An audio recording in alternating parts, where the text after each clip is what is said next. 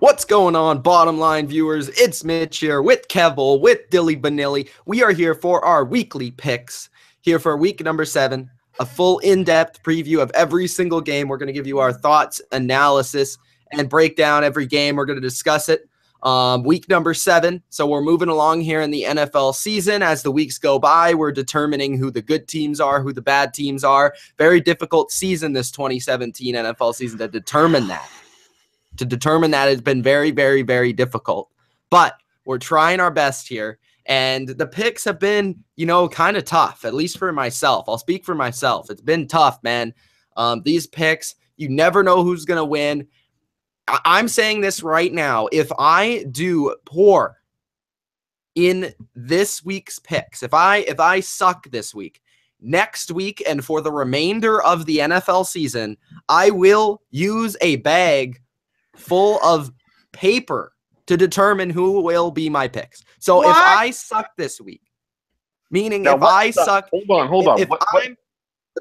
Suck is if I pull even or below, I am using the bag. This bag right here. Bag. Put it in the bag. To determine my picks for the rest of the season, Kevil. Okay, so if you're 8-6, you're going with your brain. Good. He's good. Yes. If you're 7-7, wait, no, is there 14 or 15 games this week? I don't know how many, but let's say I'm 8-8 or 7-7. I'm going with the bag. If I'm 6-8, I'm going with the bag. If I'm 8-6, I'm going with myself. If I'm 10-4, I'm going with myself. We'll see what happens this week. With the bag. Huge week here. So I'm rather fabulous, throw it in the bag, or I'm just Mitch. Okay, so we'll see what happens. All right. Week number 7. There's a lot of good games this week. There's Chiefs Raiders. There's Packers Saints. We'll see what will happen with Mr. Brett Hundley, and we'll see if the Saints can pull apart and really make themselves what we think is probably a pretty good team. The rest of the games we have. The Steelers Bengals should be a pretty entertaining game. Chargers Broncos should be a pretty good game. Patriots Falcons for sure. Super Bowl rematch. Eagles Redskins on Monday night. So we got some good primetime games this week. Looking forward to it, unlike last week. So let's get into the picks. Guys, first off, which game are you looking forward to most? And then give us your Thursday night football pick between the Chiefs and the Raiders. All right, first off, let me go a little side rant, okay? This has a little bit to do with NFL, but it has nothing to do with picks, all right? Just let me air my grievances here. Okay. So I uploaded a video 2 days ago about the Saints' legitimacy, and I got pointed out on not one, but 2 mistakes I made in the video. Boo! Dylan sucks! Boo! Fire him! Whatever. First mistake, absolutely correct. They did not get 38 points on defense. They give it 24. Second, I don't even remember which the comment was. It's about Drew Brees and interceptions. I don't make a script, so I said something that I didn't mean. All right. If you read it in the comments once and you like it, I'm understandable. But when the same comment comes up 6 times, it's a little annoying. Okay. That's my rant there. With the games this week, I think it should be fun. Most fun games go to the primetime games this week, which is good. It's what the NFL needs. Patriots Falcons is going to be a banger. That is the rematch of the Super Bowl, so I'm looking forward to that. Monday Night Football, 2 teams that are in my division, so I'm not supposed to like it, but I like the 2 matchups here. I just remember the time that the Michael Vick Eagles just beat the shit out of the Redskins on Monday Night Football like 7 years ago. But anyways, I'm looking forward to that game. Chiefs Raiders Thursday Night Football. Most cases, if Derek Carr was healthier on and the Raiders were maybe 3-3, 4-2, this would be another great game. But they're 2-4. They're struggling.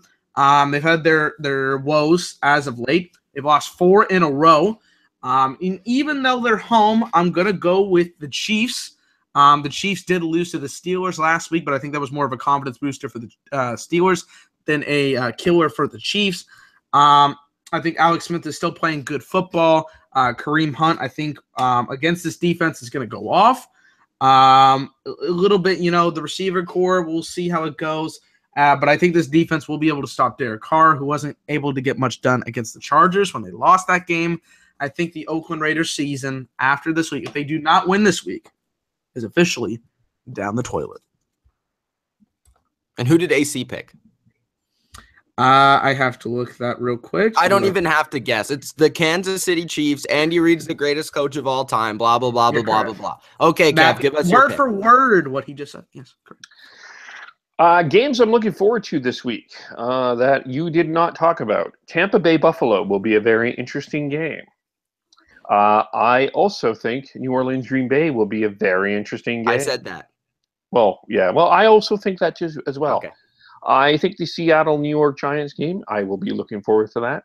As well as I will be looking forward to Denver and the Chargers. I think that will be a good game as well. As far as this game, I need to bring up a stat while we are chatting. So just please bear with me while I do this.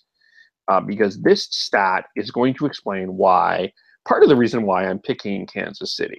First of all, I think the first thing I want to say is this coaching staff for Oakland, I want to say LA, Oakland is bad. The Chargers ripped this team apart defensively with pretty much using 4 plays. That was it. They checked down. They had a check down play. The Raiders had no idea. The Chargers were audible to it, and the Raiders still had no idea. What are they doing? So this team looks poorly coached, first of all. Derek Carr is right now feeling a little overrated. And Melvin Gordon went off on the Chargers, 25 for 83 on the Gars. And I'm just going to pause that video there. Sorry about that. And let's pull up the receiving stats as we're chatting here. 9 for 67 in the air for 1 touchdown. This will be a blowout. Not a good game. Kansas City is going to win by 14. And Jack Del Rio has not beaten the great Andy Reid. He's 0-4 as head coach of the Raiders against the Kansas City Chiefs. Kevin, are you wearing a Chiefs shirt right now? No, I am not wearing a Chiefs shirt right now. It's just that the Oakland Raiders are overrated. I was just wondering. You are wearing red. Raiders. So I was just wondering. When you give blowouts to the Chiefs, they find a way to lose. I don't know. How does that work? But anyways. This is not – the Raiders are on the lower end of the AFC. I'm just kidding. I'm going to say this right now. I've discussed this with Dylan previously, but I think the Steelers have their number, and if the Steelers play the Chiefs in the playoffs again, I am pretty convinced that the Steelers would win again. I am worried about that as well. I think there is something to that matchup. There's something to the offense versus defensive matchup. There's something about the defensive offensive matchup. Some about Le'Veon Bell that they can't stop. I think there's a lot to be said about that matchup, but we're not talking about that game. Obviously, we're talking about the Raiders, and the Raiders are not good. And the big stat that I also want to bring up, Kevil, is the Michael Lombardi stat. He said this, and this is very, very true. I believe this too. The Raiders are last in the NFL offensively in the completion plus rushing attempt stat, which means they have had the least amount of positive plays in the NFL on offense.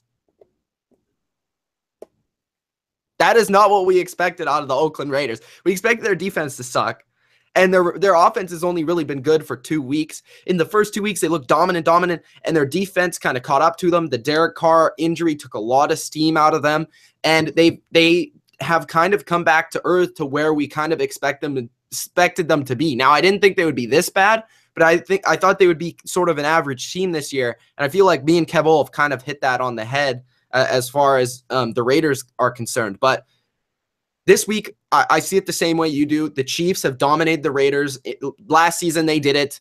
This season, I think they will do the same thing. I think the Chiefs, like the Steelers, give the Chiefs matchup issues. I think the Chiefs give the Raiders matchup issues.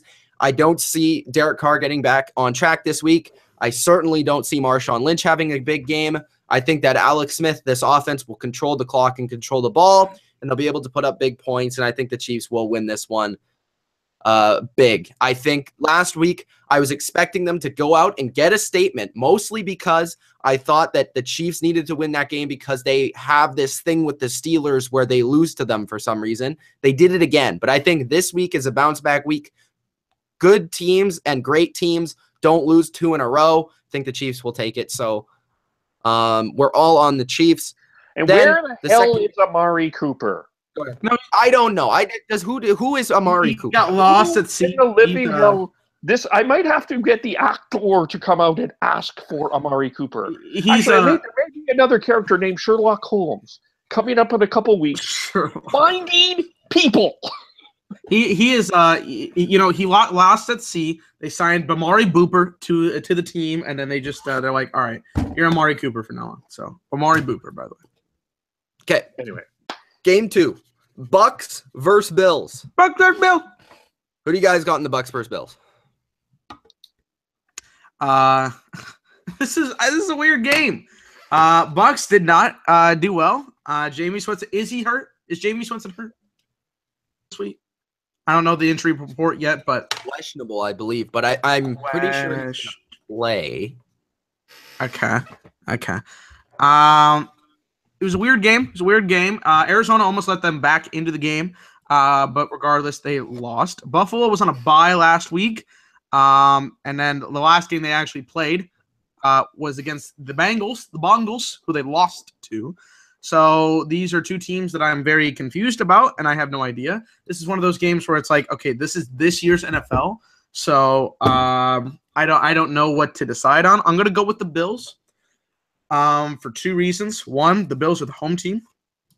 And 2, I think Shady McCoy will have a good game, a really good game, that's going to dominate against the Buccaneers, which is disappointing. But to say the least, I've seen the more quality out of the Bills than I have out of the Bucs. Just barely, but I've seen more quality out of them. And if the Bills want to stay in contention for that division, because the Patriots are 4-2. They're 3-2 because they had their bye and New England has not. They need to win this game. So I'm going to go with the Bills. I'm going to go with the Bills as well. Winston is at best questionable for this game. Not that Ryan Fitzpatrick is necessarily horrible. He certainly wasn't in the second half last week. I don't know both of these teams. It's one of those things that's a mystery. I don't know what to make of this Tampa Bay team. I feel like actually they are the second most disappointing team in the NFL for me right now. We're going to talk about the first one later. Mike Evans had an incredible second half, but that's the most production he's had all year. Buffalo is also inconsistent.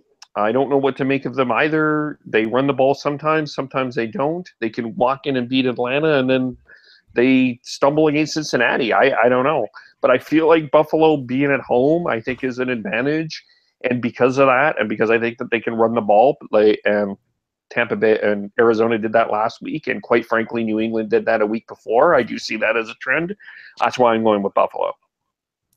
Okay, for me, obviously, you brought up the home field for Buffalo. I think a couple of other key factors. In this game, we have the 31st ranked passing offense in the Bills versus the 31st ranked passing defense in the Bucs. So who's going to win out there?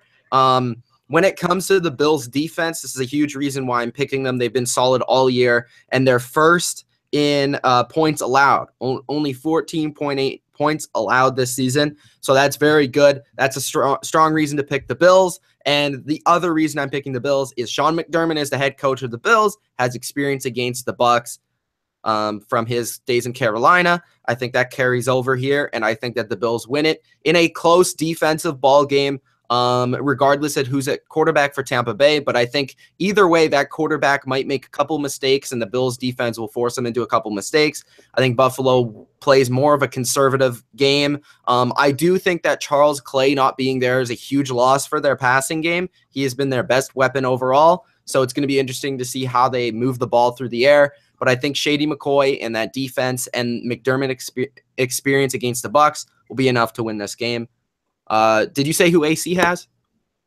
AC has the Billies. Okay. All right. So Chiefs and Bills for us all so far. Panthers versus the Bears. Mitch Trubisky got his first win last week, looking pretty good. Didn't throw for many yards, but I mean, when all your receivers are hurt, including now Marcus Wheaton, who are you going to throw the ball to? But who are you this going to throw? Ghostbusters. This week, he plays the Panthers at home. It's going to be a challenging game for him. Panthers defense pretty solid overall. Who do you guys have winning this one? Again, this feels like a trap game when it comes to predictions. I should be picking the Bears because of that, but I'm going to go with the Carolina Panthers. The last games that each of these teams played, the Eagles, okay, let's be honest. No offense to Mr. AC, Cam Newton threw that ball game away on Thursday Night Football. And then when you came over to the Ravens game, Mitch Trubisky did enough to win that game. So it's questionable whether I think which team is going to win here. But I'm going to go with Carolina. This is going to give Trubisky problems. I think Trubisky, he did play a good, talented defense in the Ravens, I should say. But I think the Panthers are going to give him a little bit more trouble. I think Cam Newton's going to bounce back. Jonathan Stewart either needs to get off the field or do something. I know they got Christian McCaffrey, but he's still there for some reason. Cam Newton's questionable, it says on the report, but I got a feeling that the defense is going to give Trubisky too many problems. I'm going to go with Carolina. I'm going to go with Carolina here, too. I have some concerns about Carolina. I think Luke Kuechly being out is a huge problem for this defense. Yes, it is. It's a huge problem. I think that this is going to be a very high-scoring game. I think I'm looking for McCaffrey and Cohen and Howard too. I think there'll be a lot of running in this game. But I think ultimately at the end of the game, I can't yet trust Mitch Trubisky to make that final play. Just waiting for that experience. I can't trust Cam against most other quarterbacks to make that final play, but I can here because I don't trust Trubisky. So that's what it's coming down for me. That's why I'm picking Carolina. I'm picking Carolina because I think they're just a better team. I think they're more talented. Despite the Kuechly loss, I think they just have more playmakers on offense. And when it comes down to it, which I actually think it should be, I think this game won't necessarily be high scoring. I think it will be something like, I think it'll be another close game for the Bears. They just come up on the short side of things. I think it'll be probably like 21 or 20-17. I think the Bears and the Panthers will both commit a lot to stopping the run. But I think at the end of the day, the Panthers have a little bit more when it comes to their passing game. Cam should be able to make a couple more plays with those guys like Christian McCaffrey, Kelvin Benjamin, Devin Funchess, Ed Dixon, than the Bears in whoever the hell they have outside of their running backs. So I have the Carolina Panthers to win this game. Next game we have here is the Titans versus the Browns. Of course, the Browns, the worst football team in the NFL. The Titans have a huge opportunity here. A huge opportunity to gain some big-time confidence. They're 3-3. They could advance to 4-3. They could be right in the mix for this AFC South. Cleveland, of course, 0-6, looking to get the first overall pick once again. I have no idea at this point who's starting at quarterback for Cleveland. DeShone Kizer. DeShone Kizer, okay. Cleveland, really bad, as we mentioned. Tennessee had some plays in that second half. They were able to run the ball. At the end of the day, Henry had a long run there. The Titans' defense is really bad. I am not a believer in that defense. Their secondary is poor. Their pass rush is iffy. Their run defense can be ran upon. I just don't see the Titans' defense giving them a good opportunity against many teams. But you're talking about Cleveland here. You look at Cleveland's weapons. Who do they really have that threatens you? I mean, nobody. We're talking about Cleveland. And we're talking about Cleveland. And we're talking about DeShone Kizer, who's arguably the most inaccurate quarterback in the NFL. And then on the defensive side of things, the Titans have enough on offense to move the ball. This should be at least a 10-point win for the Titans. Probably like something like 30-20 for the Titans. I'm taking the Titans. We're talking about the Brownies, man. We're not talking about an NFL team. We're talking about the Brownies. No, Titans, Browns. Titans played Monday Night Football. I like some of the throws Mariota was making, even though he was hurt. And they had a good team performance in that game. They gave themselves some confidence. The Browns, I don't know. They're the Browns. I think they're allowed to play in the NFL somehow. I don't know if they were asked from the Pee Wee football team to be on the NFL and how they got it, but they're allowed to. I think the Titans will win. The Browns will win one game at some point. I might be asking the question later on in the season, but they got to win one game. I don't think this is the one though. I think they'll be winning a game, with a little bit less of a team that's not as good. The Titans aren't great, don't get me wrong, but I think this is a favorable 2 weeks for the Titans because not only do they play this game this week, they go into a bye next week. So you get this win against the Browns, you rest up after that, get Mariota healthy, and you're right back in this division. I think it's a race between them and Houston, and I think this could be a great victory for them, getting them above 500 with this win here. So I'm going to go with the Titans. And AC also has the Titans. All right. You all are on the Titans. You're going with the Browns, aren't you? The Titans are the third. This was the team I wanted to start by saying that it was going to beat Pittsburgh 31-3. I was on in the middle of the Titans bandwagon. Damn, I forgot about that. I forgot about. I don't know how I forgot about that, but I forgot about that. I am telling you right now that I am jumping off. I am on the next stop. And I'm off this Titans bandwagon. I jumped off 2 weeks ago. Oh, I'm now off. Hi, Mitch. I'm off. They are the third worst team in this division. I don't think that they make the playoffs. I don't. I think Jacksonville is a better team than them. I do too. And I am picking Cleveland. This team comes up against competition that they should beat, and they don't show up. This is a Monday night game. This is a short week. They have to travel. Paging DeMarco Murray. This isn't a Monday night game. You're saying from – oh, okay. Okay. They do not respect their opponents. Hey, no one picked the Giants. Are you serious? The Browns are terrible. I'm picking the Browns because I don't think the Titans treat their opponents with any respect. I'm picking the Cleveland Browns. That's how bad I am feeling about the Tennessee Titans. Okay. All right. Let's get to the game that a lot of people in the comments are waiting for. Yeah, they're all waiting about this. Saints fans here, thanks to Dilly's new video. How did that happen? But thank you very much. Anyways, thanks for ripping Dilly apart. It's very nice. No. Saints, Packers. This is a game where I'm high on the Saints right now. I'm on the bandwagon for sure. I thought at the beginning of the year if a couple things lined up for them, if their defense showed up in a few occasions, if they forced turnovers, I always thought the offense was going to be that was never a problem. Armstead has been back now. I think that's huge for them in pass protection. Willie Snead's been back, even though he didn't have a big impact on last game. But it gives them another weapon. It also allows all the other weapons to have more separation, like Ted Ginn, who showed off last game. They had a couple turnovers last game.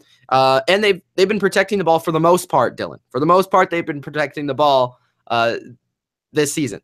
Now they're playing the Packers. This game is in Green Bay, but Brett Hundley is the starting quarterback for Green Bay. How much will Mike McCarthy and that Green Bay staff be able to get out of Brett Hundley is a unknown question. I don't think it will be enough. I think this Packers team is not very talented. I think this Packers team is Aaron Rodgers. I have stood by that for a very long time, and I believe that, and I think we saw bits and pieces of that against the Vikings. This week, it's going to be the very same. I think the Packers try and hold in, and they will hold in for the first half until Drew Brees and that offense get it going in the second half. They run away with it, I think. I think it will be a 14-plus point win for the Saints. I'm riding high on the Saints. I think they force a couple turnovers here. They get a good field position. And the thing I really like about the Saints this year is they're very balanced. They can run the ball. They can pass the ball. They can use their backs in the passing game. They can use multiple guys. And I think Drew Brees is playing good football. And yes, Sean Payton is coaching well. So I'm going to give the Saints this win big against the Packers. Kev, wasn't Mr. Sean Payton on your number one list of head coaches to fire earlier this year? Yep. Okay, just making sure. Yes, thank you, everybody. That is a Saints fan that did watch that video coming to this video. Okay, don't rant me apart. TMB says your video was too scripted, so it didn't sway. It wasn't scripted. It says it was more scripted than Monday Night Raw. I don't write scripts. That's not my style. That was a good joke, though. I appreciate that. It's not my Matt Forte. Okay, was that good? No. Okay. So Saints, Packers. I'm gonna focus on the Packers first. There's so many injuries on this team. Not even looking at the Aaron Rodgers injury. 3 of their offensive linemen are hurt. A lot of their defensive players are very injured right now. And this is a banged-up team even without Aaron Rodgers' broken collarbone. And now you got to look at it. It's Quentin Rollins just got put on the IR. Aaron Rodgers is out. Brian Bulaga, David Bakhtiari, they're questionable, but they haven't been playing well in like 4 or 5 games. They're just not healthy. They're not very healthy. So I'm not looking at this team as even an attempt right here. I think the Saints are going to win just off of that. But let's go off the Saints' positives first, or after that point. Drew Brees has been playing solid. He's always been a great quarterback for the last decade. He's led this team to a lot of successful years. I've always liked Drew Brees, and even if his defenses have been very sketchy throughout the past couple of seasons, he's always been able to put up some pretty productive numbers. As you see this year, he's doing so, and with his other compadres in that division not doing so well. Matt Ryan. So I like what he's doing. The running back Kyle system, Shanahan. Anyways, continue. Yeah. Mark Ingram and Alvin Kamara, they're a good running back duo. I like the system that they got there. Kamara had a really good game. Mark Ingram went out. They combined for 237 scrimmage yards last week. Dope. I like this team. The defense, I like them at certain moments. They've been getting better. You got to like the production that, Cameron Jordan, Craig Robertson that are bringing to the table. And I like that. I like that swagger that they got, as they brought up in the video on Monday. They got a swagger to them. And that's a good thing. And I think against Brett Hundley, who in all accounts is a system quarterback because Mike McCarthy is in the system, right? He's been in the system for 3 years, so he knows all about the system. Mike McCarthy has a system? I thought it was just give it to 12 and let him run around and throw it. That's a system, but now he's got a quarterback. Hey, I don't know, man. I don't know. So he says he's a system quarterback. He's been in the system. So I think his system's going to get crushed. The Saints are going to win. They put up 52 points last week. 3 of those on the defensive end. This team's going to find a way to score. Either way, got to go with the Saints here. So Here we go. all of you are all angry. Here we go. All of you are angry at Dylan for what he is about to make mistake. So I'd like to take the anger away from Dylan, and I want you to focus on me right here. Kev likes the attention. I love the attention. Ladies and gentlemen, boys and girls, last time I checked, the Green Bay Packers have not canceled their season. In any way, It's over, Kev. They have not I canceled it for them. Well, and you notice that the priest has not come to deliver last rites to the Green Bay Packers. It's going to happen. Have you noticed that? I'm going to book the priest. You book the priest, but you can book them. They are 4-2. They are tied for first in their division. They keep winning this NFC North. They find ways, yes, because of Aaron Rodgers. This is new that they don't have Aaron Rodgers. I understand that. I'm giving away some information for my Saturday video. Sean Payton is still on my hot seat. Stop. I don't think this defense is as good as you think that they are. It's not that great, but it's playing better, significantly better, and it's forcing turnovers. 31-10 in the first half, 52-38 in this is the final. That was again, as I made the same mistake, they gave up 24 points. So. But it's the final score. That's what I'm looking at. I'm not asking about. Is Brett Hundley Matt Stafford? So 2 pick sixes. Brett Hundley doesn't need to be Matt Stafford. So 1 pick from the 1 yard line counts on the defense. Okay, cool. I'm just giving the whole perspective here. I still think that this New Orleans Saints team is an illusion. I don't think they're as good as you think that they are. I think they're wonderful offensively. I still think that they're questionable defensively. I think you can run on the Saints. I agree. I think the Packers have a really strong receiving core. Hundley will not have to do as much as you think. I'm picking the Packers because I am not giving up on the Green Bay Packers. That is the reason. I'm not giving up. The Saturday video, we will discuss this. I'm giving up. Okay, first off, we need to get this damn rant about Brett Favre out of the way. Second, there's too many injuries, Kev. It's not even just Aaron. There's too many injuries. They're done. They're done. They're D-U-N done. Okay? Done. They're not done. They are not. That's not even how you spell done, you goof. That helps. Of course I know that. I won already. He doesn't know how to spell done. No, it's a joke. I know how to spell done. I have an education. I have a high school degree. Okay. Diploma. Is that the diploma? All right. Let's move on from this game. D-U-N done. There you go. Let's get to the Colts, the impressive team in the first half, and then they lose in the second half. They play the Jacksonville Jaguars at home in a game where I think the Jags will get back on track. I picked the Jags to win last week. I was wrong. The things that I thought might go right for the Rams did go right. The reason why they won. Sean McVay had a great game plan, and Blake Bortles stinks. So there's that. But this week, they're playing the Colts. Andrew Luck has yet to play, and he's probably not going to play for the rest of the season, which sucks as being football fans. We're without Rodgers. We're without Beckham. We're without Watt. We're without a lot of guys. Edelman. And we don't also have Luck. Okay. That's important. That's still, that speaks to what's going on in the NFL right now. Edelman may not be the biggest of the names of the faces, but it's speaking to the quality of the games we're getting every week.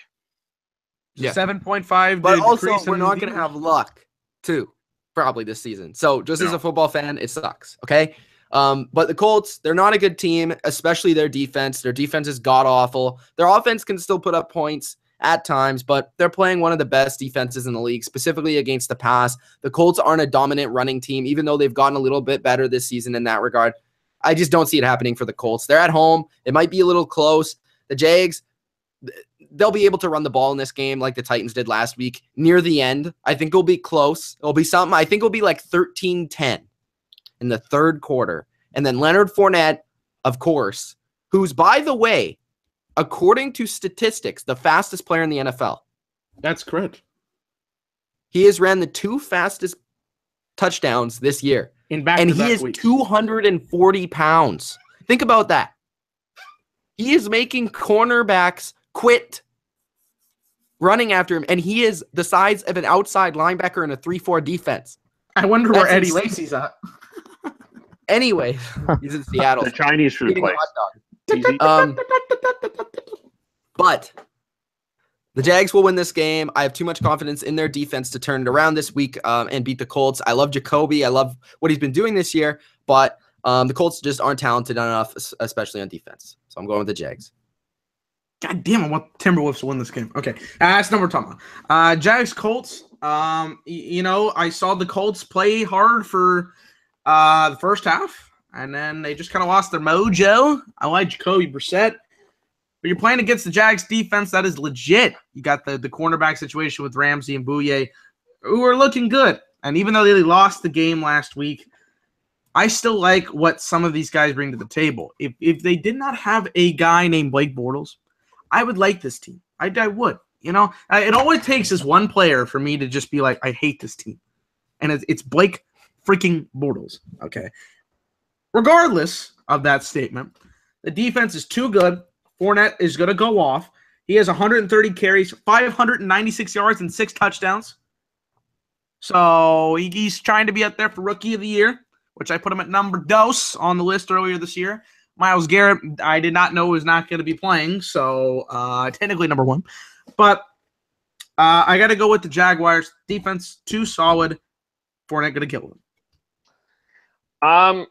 I'm going with the Jags here, but I'm cautiously picking the Jags. Fournette's not 100%. That's one concern. And I just am interested in seeing this Jaguar team isn't been consistent. They're talented, especially defensively.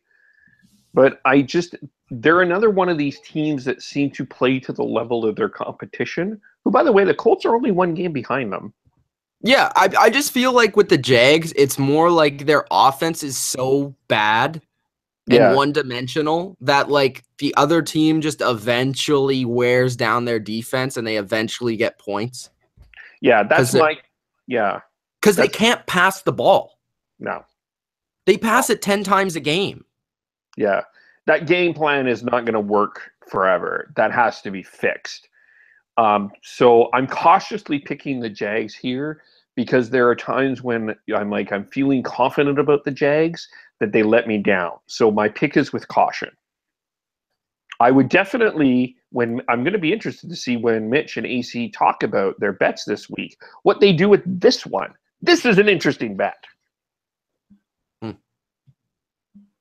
Okay. Isn't that show on Saturdays? When is that show? Are we doing it's time for cheap plugs? Sometimes. It's usually Saturdays. Usually Saturdays, myself, AC, that guy that shows up once a week, you know him. He does the bets with me, and we pick the games. And Kev, you can also check out your video on Saturday, maybe an edited video. I don't know. What's that topic video this week? We got the topic. The topic is going to be, are the Packers done? Yes. They're done. Yes. WNE. Yes. Done. Yes. Okay. Next game.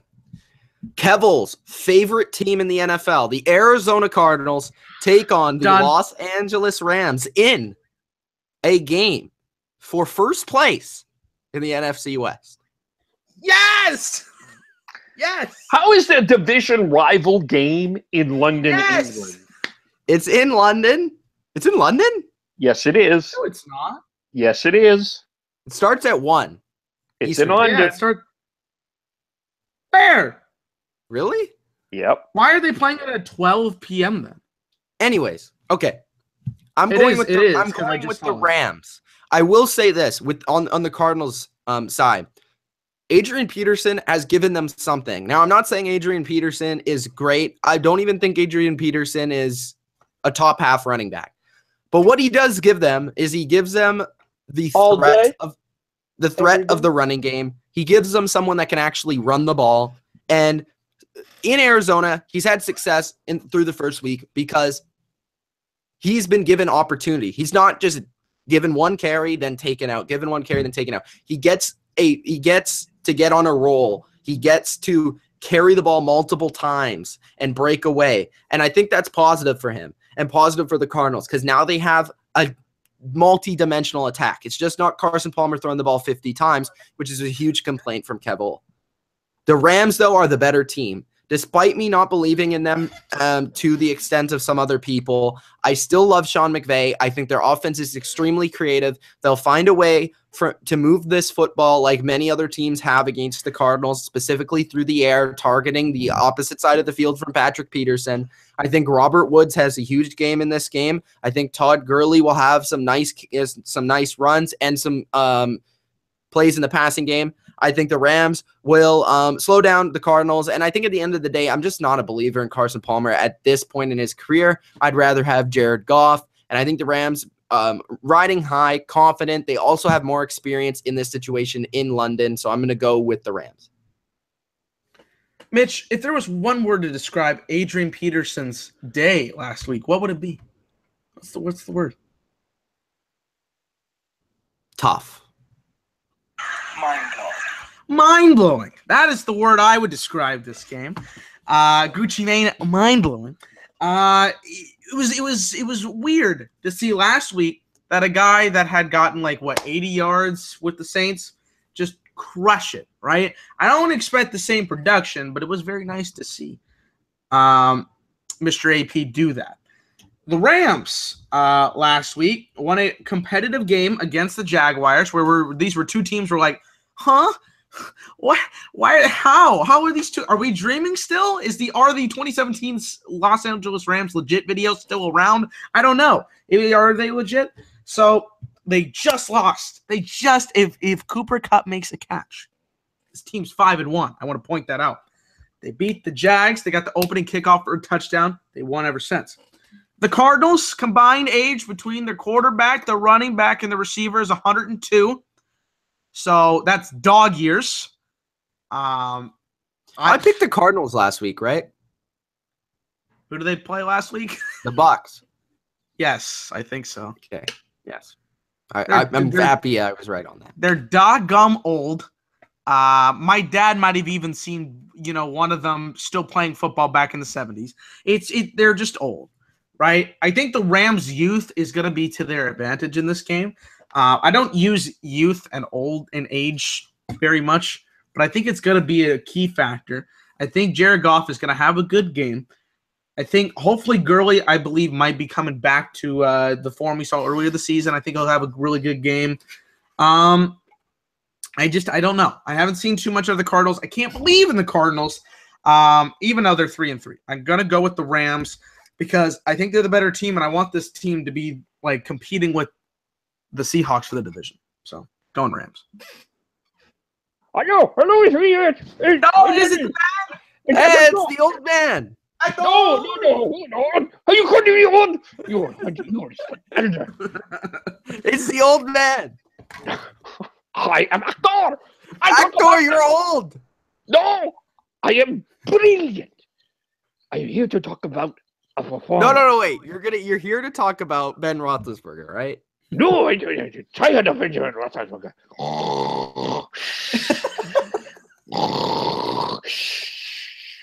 I am here to talk about illusions, the power of illusion. The Arizona Cardinals. Should we rename you to the magician? They are magicians. They make you think they are the greatest of all of the actors. They're brilliant in performance, but no substance. An illusion. Mitch, Dylan, Arizona Cardinals. An illusion. All of the actors. Of all of the actors, the Arizona Cardinals are an illusion. Go act. Now.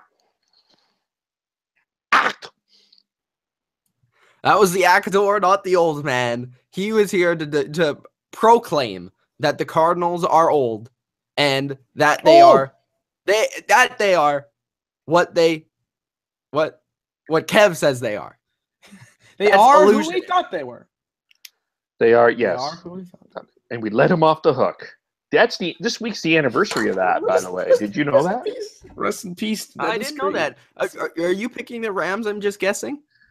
Listen, the Arizona Cardinals had a 38-0 lead and found a way with a backup quarterback to almost lose this game. This team is a complete illusion, mirage. They're the overrated. They're not contenders. The Rams are going to absolutely They can't be overrated if they were rated. Obliterate them. They suck. The Cardinals absolutely. They're 3-3. They suck. I can't wait till the Cardinals beat the Seahawks this year. I cannot wait to have. I'm looking for that pick. Kev, you will be the biggest laughing stock on this team if the Cardinals beat the Seahawks. It's not happening. Don't worry about it. I'll bet obliterated, overrated. No, I'm kidding. Obliterated, overrated. Oh. What's the score? What do you think the score of this game will be? 31-3. 30-3. Yes! Okay. All right. The Jets. Jets. Lose. Win. I'm sorry. They barely lost. The Dolphins. The Lolphins. Who came back 17 points down. And we'll get into that team in a little bit. What the fuck? The Jets. The AFC East. Second place fighting for right now with the Bills. The Jets, some would say were robbed last week. Now, they still would have had to score another touchdown, but it's just me. Jets played a good game. I watched the game back. They were competitive. Luke McCown has played good football this year, much better than Jay Cutler. The Dolphins, they do, I would say, have a more talented team, more talented offense specifically, a lot more playmakers. But I like the way that the Jets have been playing. They played really well in this matchup the first time around. I think they almost shut them out. I think it was like 20-7 or something like that. I don't remember the exact score, so don't call me. But the Jets played really well. I think this is another thing where the Jets match up really well with the Dolphins. I like what I've seen more from Luke McCown. I think the Jets have a couple of playmakers that surprise some people. And I'm still, although the Dolphins defense has been pretty good with scoring-wise, they are giving up a lot of yardage. I think the Jets will win a tight one here. I'll say 24-23 Jets in Miami in a close AFC East battle. I think it will be tough for Jay Ajayi to get that run game going.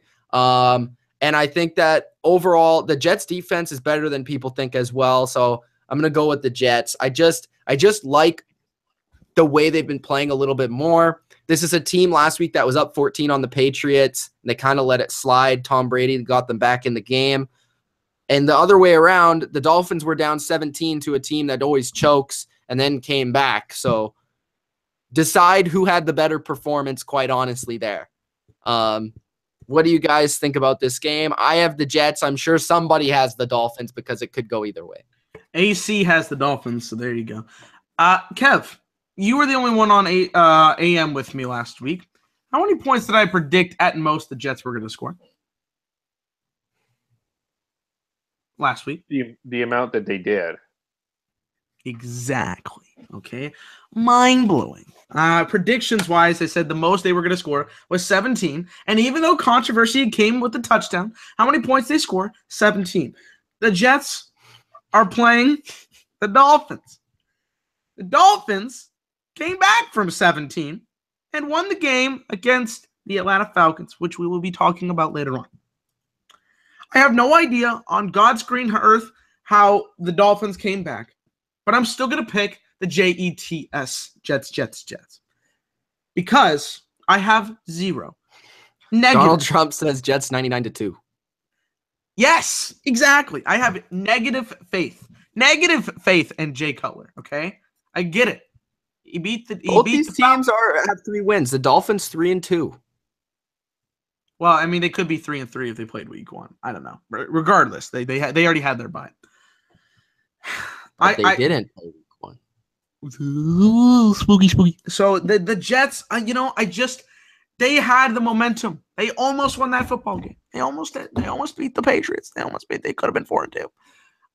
I think they want to stay alive, man. They want to stay alive. They're not too far behind. I don't think they're very good.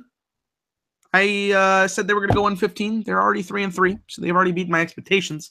But if they win this game, who knows? Who knows? You need to win these division games.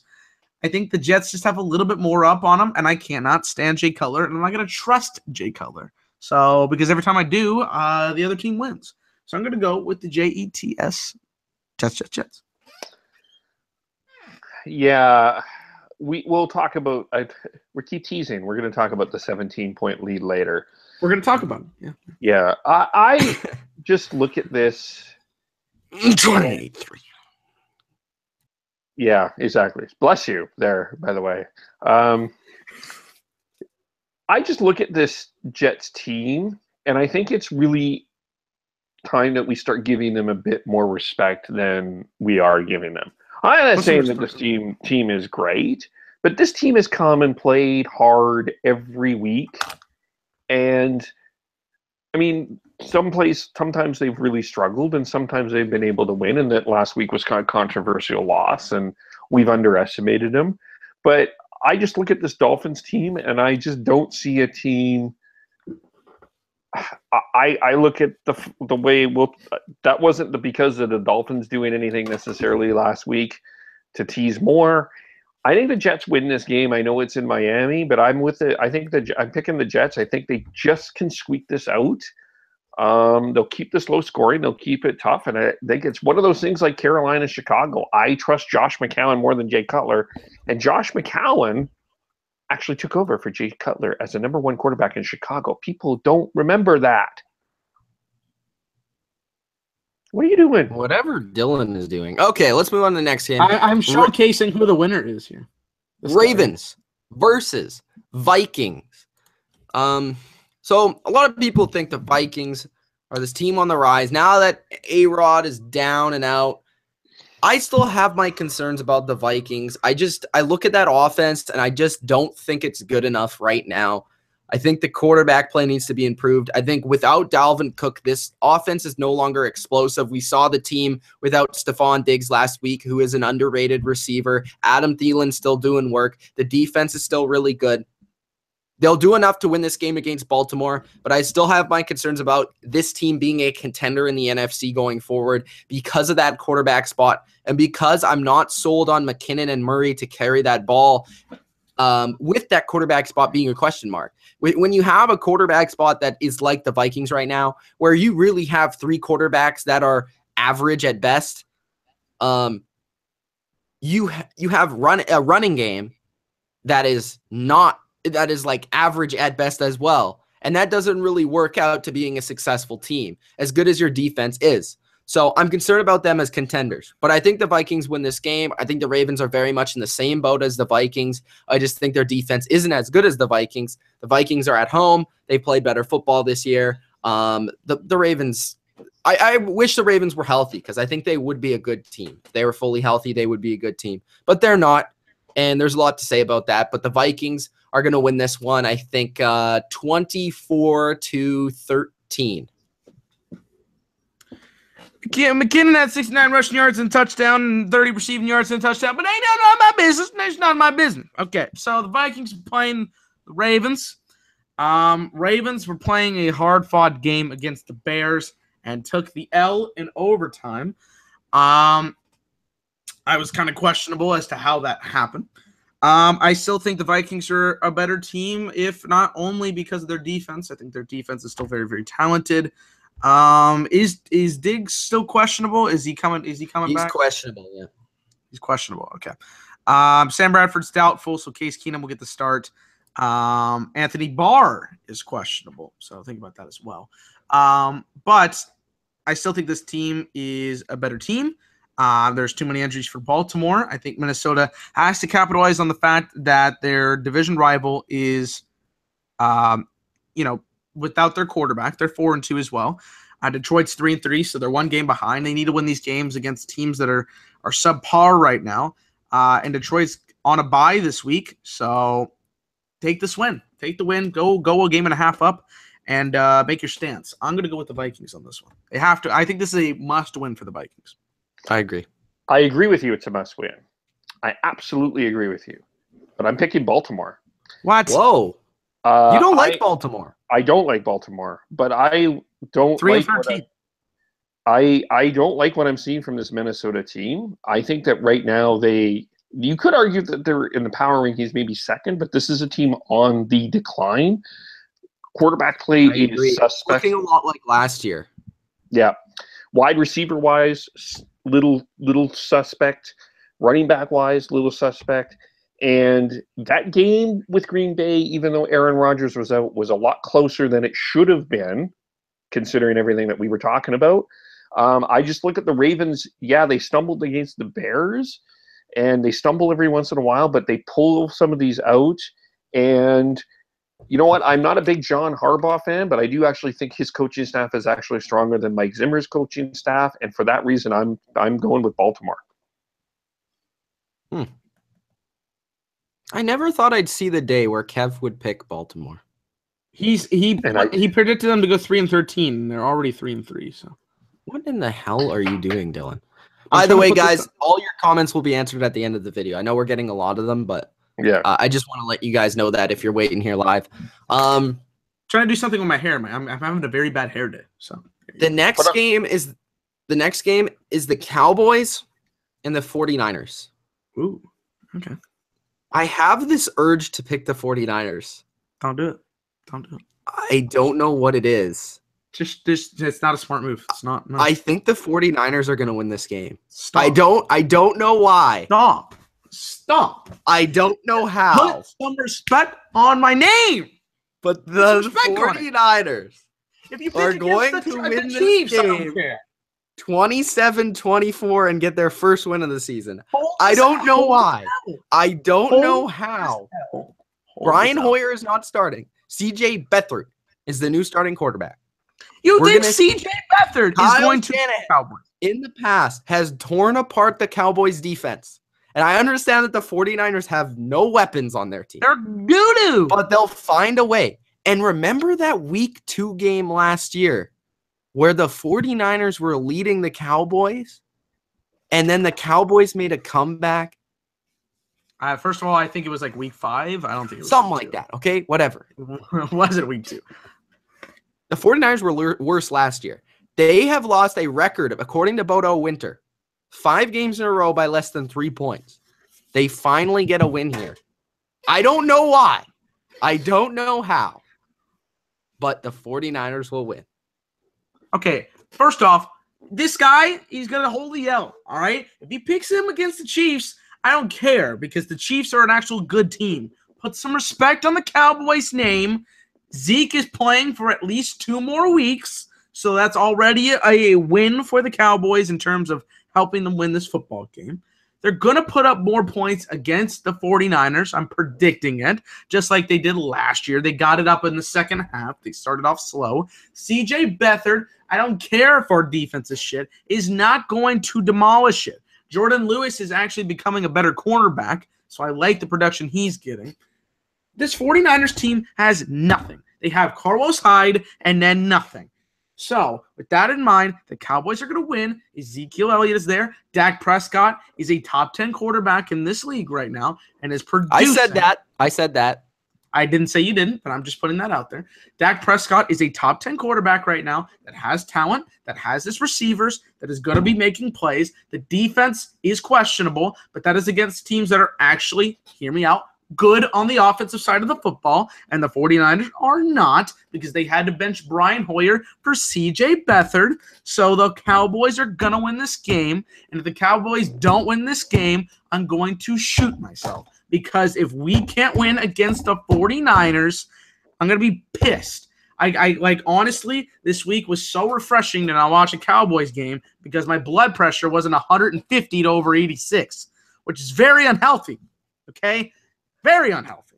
I haven't checked that out since, so I'm going to blame it on the football game with the Packers. Cowboys are going to win this football game. Hold the L. I don't know why. I am not that passionate about Cowboys in picks. Cowboys are going to win this week, all right? I don't know how. No, they're not. They're not. I will bet money with you. I'm ready. This is a money bet right now. Dylan, first of all, you have to promise me you're not going to shoot yourself. Maybe. I don't know, man. No, I'm kidding. Dylan. You're going to pick the 49ers. Of course you are. Because first off, the only reason I'm not more mad at you than Mitch, because you picked the 49ers with every game. So I'm not as mad. But look at this record. Look at these scores. Look at these scores the last 2 weeks. 12-9, 41-39, 18-15, 26-23, 26-24. They have kept themselves in games more often than not. The Ezekiel, okay, we'll talk about that in a second. For Kyle Shanahan to switch from Hoyer to Beathard seems at face value a bad idea. But if you're Kyle Shanahan and you're in the practice room and we're not, he is seeing something we are not. So I think that this is a very interesting move. And based on what I'm seeing here from Kyle Shanahan, I trust him a bit on this. I just look at this Dallas Cowboy team, Dylan, and I go back to this video. There is way, way, way too many distractions. I didn't say that anywhere else. When I say they're a contender, like against other contenders, they're probably going to lose. But you're picking them against an 0-16.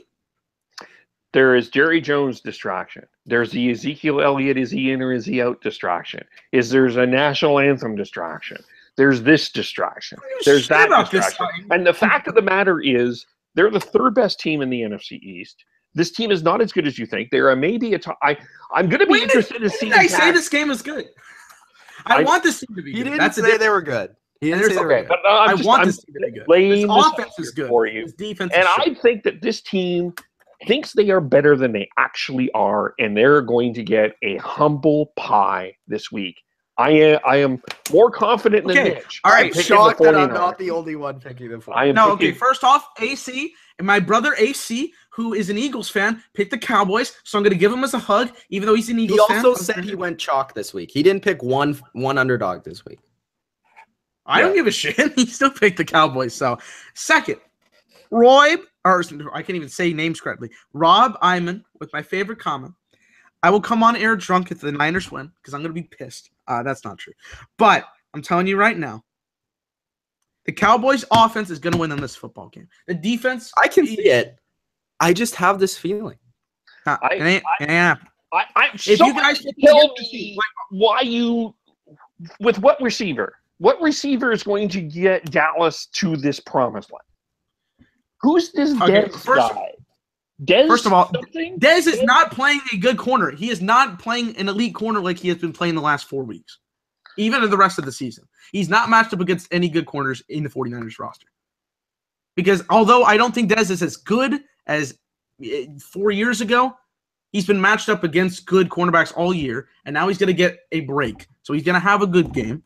You're going to have Bryce Butler being used. Cole Beasley, who got 2 touchdowns last week, or the last game that they played, is going to be better. Ezekiel Elliott, who rushed on him last time, will be doing it this time. Even if he's on, going to be suspended in 2 weeks, that's a different story altogether. The Cowboys are coming to at least win this game. Further on down the line, we can talk about how shitty this team is. But this is a 49ers team. They lose to the 49ers, I'm going to shoot myself. Okay? You're not going to shoot. You're not shooting yourself. Come on, going. Just don't shoot yourself. Please don't. Okay. All right, drunk, okay? But shit at all if I can't get the Cowboys to win this I'm going to say one more thing, and this is going to really irk Dylan. Kyle Shanahan is a better coach than Jason Garrett. Actually, I would agree with that. So okay. I'm not too mad about that comment because let's move on. Let's just move on. I think this is the thing with I need to say this. Why are the Cowboys doing this freaking song and dance with Elliott? Just let it go. Sit him out because you're going to need him at the end of the year. This is the thing that is absolutely baffling to me. Let this go. Let the 6-game suspension happen and bank on the wins because you'll need him later. It is baffling to me, this process. Yeah, I don't know why Zeke hasn't been suspended yet. I'm so confused. He's not guilty, but I'm just gonna leave that up. Well, Tom Brady wasn't either, according to it. Yeah, they had no evidence. Yeah, I'm just saying he's not. But that's I'm just gonna put that out there. Okay. Next game. Okay. Next game. I'm gonna go drunk. All right, next game. Just get it over with. Cowboys are gonna win. Cincinnati Bengals take on the Pittsburgh Steelers. This is a huge game. I think a lot of people are sleeping on this game because I feel like if the Cincinnati Bengals do win this game, we're talking about a team that can make a run to the playoffs. I think they're talented enough, looking at this conference, that they have enough talent on their team and their defense is playing well enough where they could sneak into the playoffs. You're talking about right now they're 2-3. They've had a couple good games in a row. They're playing Pittsburgh, who's 4-2. They could turn it around 3-3, 4-3, and they're right back in it.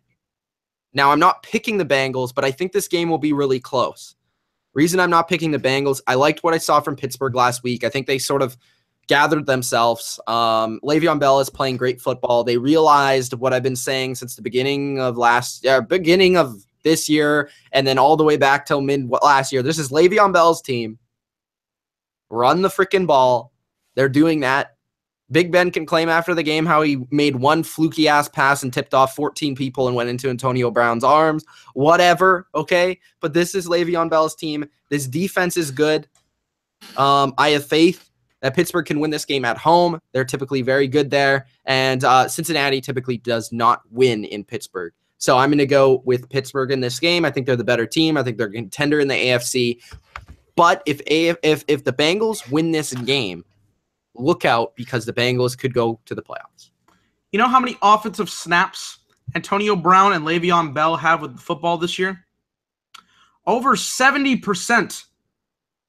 That's by far the biggest of any duo in the league. It shows that Big Ben doesn't want to do anything but throw it to Antonio Brown, who has 700 receiving yards, which is over 100 more than the next current receiver. And that is to do more with the talent of Antonio Brown, but still has way more receptions than anybody else in the NFL. That being said, I don't like the Bengals. I have no faith in the Bengals, okay? I know the Bengals are 2-3, but look at the wins they have across them, okay? They have a Bills win, which we don't really know about, and then they beat the Browns. Do we care about the Browns? No. The Steelers, on the other hand, beat the Chiefs last week. They might have the upper hand on the Chiefs, but against Cincinnati, I think they're the better team overall. Even with Big Ben's struggles, I think Le'Veon Bell showed last week why he needs to be getting the ball. One, because he really helps my fantasy team. Thank you very much. Helped me beat AC almost single-handedly. And second, it's just a fair point. Secondly, I always feel like when it comes to these situations, Steelers always have the grasp of the Bengals more than the Bengals do themselves. I'm going with the Steelers. And remember, the game that cursed this organization, the Bengals organization, was when they played the wild card game in 2016 against the Steelers, the hits, the drama, everything in between.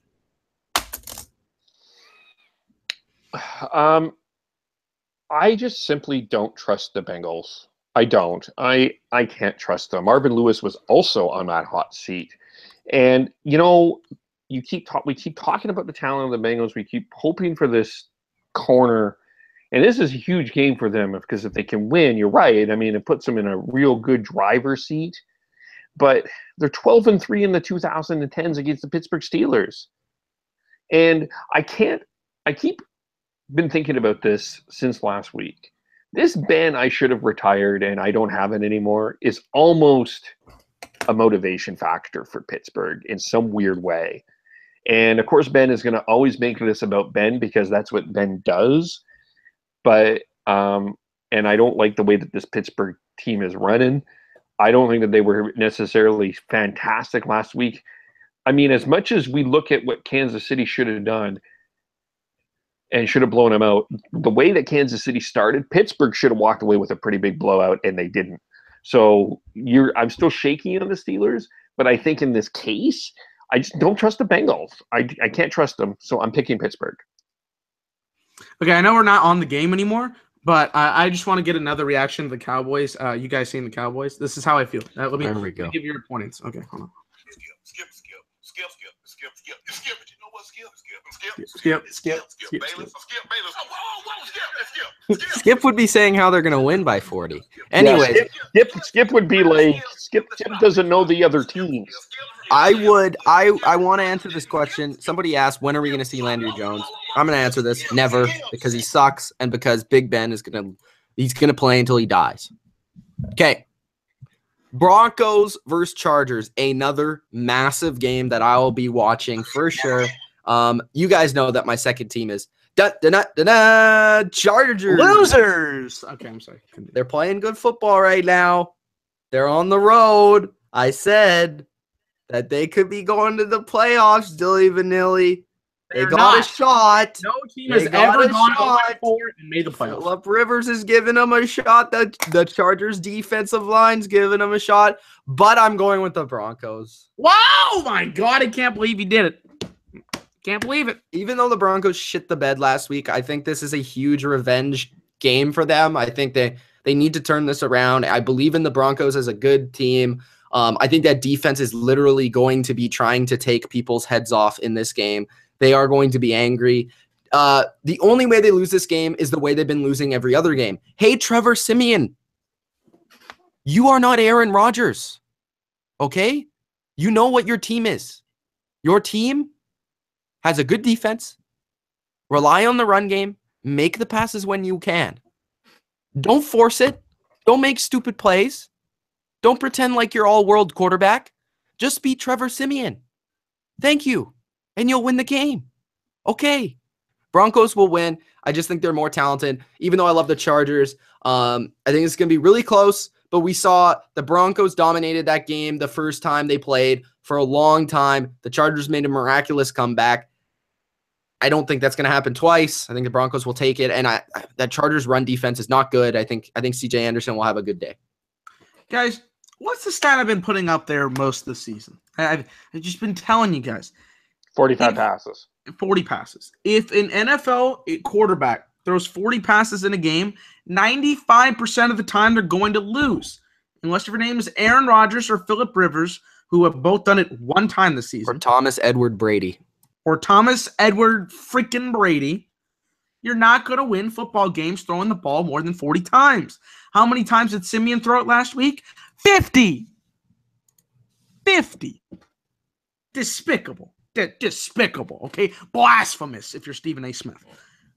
They rushed the ball 17 times last week and got 46 yards.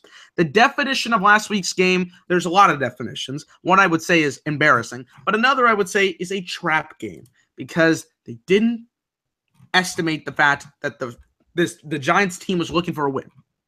Now they're playing a divisional opponent. They don't want the Chiefs to get too far ahead or be too far behind in the playoff picture because currently right now they're out of the playoffs.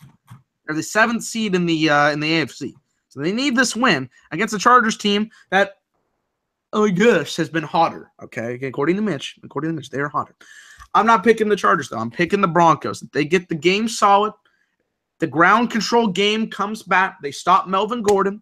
I think they have a chance to win this game. I know it's in LA, so that's an easier chance for the Chargers down the line. But in this scenario, the Broncos need to win this game. It's a must-win, in my opinion, for the Broncos. I think they got to win this game for me. Broncos are the one I'm picking. Okay. I want to bring this stat up, not because I'm a Tom Brady lover, which I am, but also I want to bring the stat up to back up Dylan's claim. When you pass the ball over 40 times, and this is a stat when you pass over 50 times, okay? This was put out in 2015, so it's maybe a little bit dated, but Tom Brady's done it a couple more times.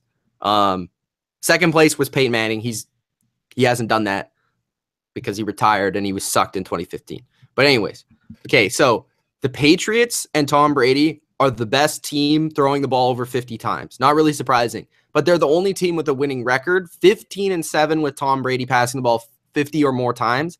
The next best is Peyton Manning, 4-13. So your point stands. No team is good other than the Patriots when throwing the ball over 50 times, and Aaron Rodgers has never done it once, just for record. There you go. I think he did it one time this year. I think he got to exactly 40 passes. 50? Not 50. No. Okay, it was 50. Yeah. Okay, so he got to 40 this year, and it was in overtime against the Bengals. So, yes, your point stands. But, yeah, no question. So I was just pointing that out.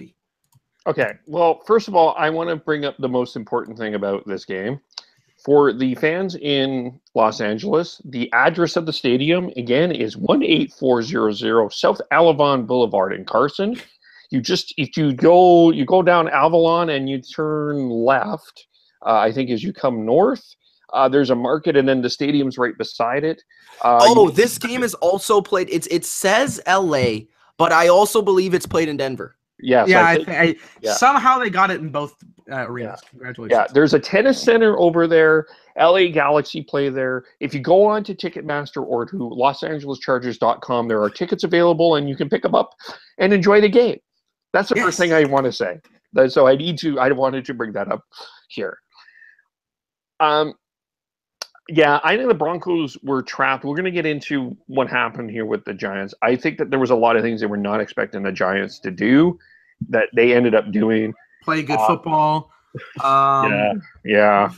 Everything. Not run slants every play. Actually have a running game. Everything. Yeah, lots of different things there. But I think that the Denver Broncos are going to come in here. They're going to bring their orange power because, unfortunately, apparently people in LA don't know where the stadium is and don't attend. And I think that that's part of the problem here. And I think Denver is going to win this game handily. There's a lot that I liked about the Chargers last week and the way that they played against Oakland. And there's things but I just, unfortunately, they're not in the Denver-Kansas City conversation right now. It's clear to me in the AFC West what we have learned. There's two good teams in the AFC West, and there's two bad teams in the AFC West. I don't know if we've learned that yet. I think this game determines it. I'll say that. But I'm still going with the Broncos. Okay. Seahawks, Giants, Kevel. Well, let's talk about the Giants. Ben McAdoo had a discovery and went, there's other ways to do footballing other than football. And maybe I shouldn't call offense. You know what Ben McAdoo said? Hey, you know what would happen if I didn't do anything during the game? We might win. Yes, and that's what happened. They went with a 70% two tight end set. They got Evan Ingram involved. They found a running game. They were able to create a turnover for a touchdown because Trevor Siemian thinks he's either Ben Roethlisberger or Aaron Rodgers. and a whole bunch of other things. So that's interesting. The Giants are going to play this tough defensively because we'll get into the Seahawks. We don't know who their starting running back is. It could be Eddie Lacy could leave the restaurant and head to the game. Quite likely Thomas Rawls. We think that they Lewinsky do have a lot of good pizza places in New York. Yeah, that's true. That's true. He could be late. Man, I was there for a couple of days last year. I mean, you gain a lot of pounds. I tell you this from experience. This is a sad story of a young man. Okay, this is before I got fat. A young man that has never eaten vegetables, Dylan Vanilla. That is true. This is before I weighed 220 though. I was a good 140. Okay, I was in New York for damn. Yeah, bro, it's not healthy. You know how many went from what's his name? How did we get to Dylan's waiting for my pick? Well, we're talking about Eddie Lacy. You went from Alvarez to Marble Mouth. Marble? No, I don't want to be Marble Mouth. No. Let me tell you experience. Okay, I was in New York for 72 hours. I planned this little trip to go to the Fan Fest of the All-Star game, which was Yankees game. No, sorry, I was there for 4 days. You know how many pounds I gained? 8. So I'm telling you right now, if I can gain 8 pounds in New York in 4 days, Eddie Lacy will eat the whole buffet of 3 restaurants and then not tip them because that's not who Eddie Lacy is. Continue, Mr. Kibble. He will not be showing up at this game. I'm just going to tell you that. Well, what's going to be very interesting in this game is I think that we're going to see more of a Seahawks transition of this offense. I think they're going to go to a little bit, not often, not all the time, but I think they're going to blend in this up tempo that I think they're finding is working a little bit more. It was interesting that Russell Wilson brought that up today. You know why it's working more? Because the offensive line sucks. Yes, so it tires the defensive line out. Yes. It's how you use it that I think is going to be interesting. At the end of the day, the difference here is I think that the Seattle Seahawks defense is going to do enough to win this game because we'll find Eli will throw an interception at some point. So I have the Seahawks here by 7-ish, 7 points. The Giants are a really bad team, but they may have found an elite tight end or a top-end tight end in Evan Ingram. And that's something to watch out for going forward. But I do have the Seahawks winning this game by 7. If AC was here, he would get really angry, but I'm about to make a Patriots comparison. Evan Ingram reminds me a lot of Aaron Hernandez. In terms of style, you mean? Yeah. Here's the thing. I think Eli Manning's contract is null and void at this point because he didn't throw an interception last week. I'm not sure. I'm not sure. Don't quote me. But I think it was in his contract to throw an interception every game, and he did not do it last week. So, congratulations. He only threw the ball 19 times, so he's playing the Blake Bortles style of football. But against the Seahawks, let's be honest. I will make a prediction about the Giants for the rest of the season. I don't think Eli Manning is going to be throwing more than 25 passes. A game? Like every game? Yeah, I think we'll see an average from here on out around 25 passes for Eli Manning. Even when they're losing, though? Yeah. I doubt it. This is what's gonna happen. They're gonna find a way. I agree, though. I think that's the way they need to play because they need to rely. Like the defense played good last week, so hopefully that can continue. And if their defense keeps them in the game, they won't have to pass over 25 times. What? I feel like they're gonna use that for about 3 games, and then they're gonna realize, well, we still have Eli Manning. Oh my goodness, let's throw the ball. Let's throw 4 interceptions. That's how they're gonna go. Who are they gonna throw to? Guys off the street. Other than Ingram. Roger Lewis. He's great. Sterling Shepard might be playing this game. Sterling Shepard's coming back probably next week. So I don't know. Let's see. Luke Jokel, I heard an injury report, is going to be out for a while. Month. Okay. CJ Procise, questionable on the report. He's always questionable. Don't count on CJ Procise to ever play. If he plays, it's an actual miracle. What? I thought you were a fan. Okay. I am. It's unbelievably annoying how much attention this guy gets for the amount of time he does not play. He doesn't play.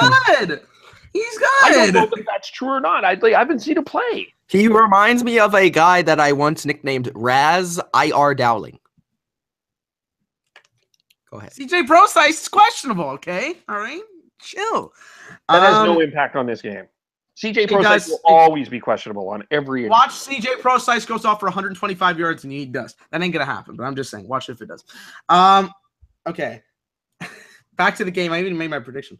Seahawks are gonna win this game. I still have no faith in the Giants receivers. Evan Ingram, okay, I'll give him credit, is a good tight end. I'm still liking the prospect of Mr. Evan Ingram. The rest of the receivers are like guys that my high school football team would reject. I'm not sure, but I think they would have rejected them. Okay. It's just there's nobody here that I could be like, damn, Eli Manning's gonna throw to fucking loser number 1 and grocery bagger number 2. And did him and Kurt Warner work at the same place? I don't know. Either way, I got more confidence in the Seahawks because they need to win this game. I'm telling you, I've said this for probably the 3rd time. I'm gonna say it again. This is a must-win for the Seahawks. It's against a 1-5 football team that isn't very good, but let's theoretically say they go 3-3, and the Rams go 5-2. That's a big loss. That's not something you want to be behind in during this part of the season. And I know they get off to a slow start sometimes, but if you lose to a 1-5 football team, your confidence goes down the hole. So Seahawks, I think, got to win this game. Will they win this game? I think they'll win handily, but I'm just going to put it out there. I don't think this is handily. No, I don't think so either. I'm going to say something that you're going to think is ridiculous, but there's something inside of me that is actually scared of the New York Giants going forward. I don't sleep on them. If the Eagles and the Redskins start to get into a slump, the Giants could get on a streak somehow and get themselves back into this. I was going to say that just because of their past. Like, the Seahawks need to win this game so that I don't have a panic attack and I don't see the Giants go win 8 games in a row. It's win not the happening. They have no talent. And then get the 4th seed. Then they win the Super. I don't want to see that shit. Okay. No. So the Seahawks are going to win the game. Win this game. The Giants have no talent on offense. The Seahawks will be able to shut that down, hopefully. I don't think they'll get ran on. I didn't expect the Broncos to either, but I don't think so. I think this game will be close, though, because I think the Giants' defense will, force some stops and make some plays against the Seahawks offense. That offensive line is still bad. Like I say, offensive lines don't travel well. They're coming off a bye, right? Yes, they are. That is not good. Byes are not good no more. They make teams crap. So that's not a good sign. But I think the Seahawks will still find a way to win this game. I'm going to say they win by 4. I'll say 20-16 for the Seahawks in this game. And these running backs in New York, I mean, even before this is the best running game they've had in a while. Deshaun Drakeford, we'll get to you in a bit, bro. Wanted to shout out. Hold on, what? I was trying to find something real quick. It's not even for. But again, I agree with Kev.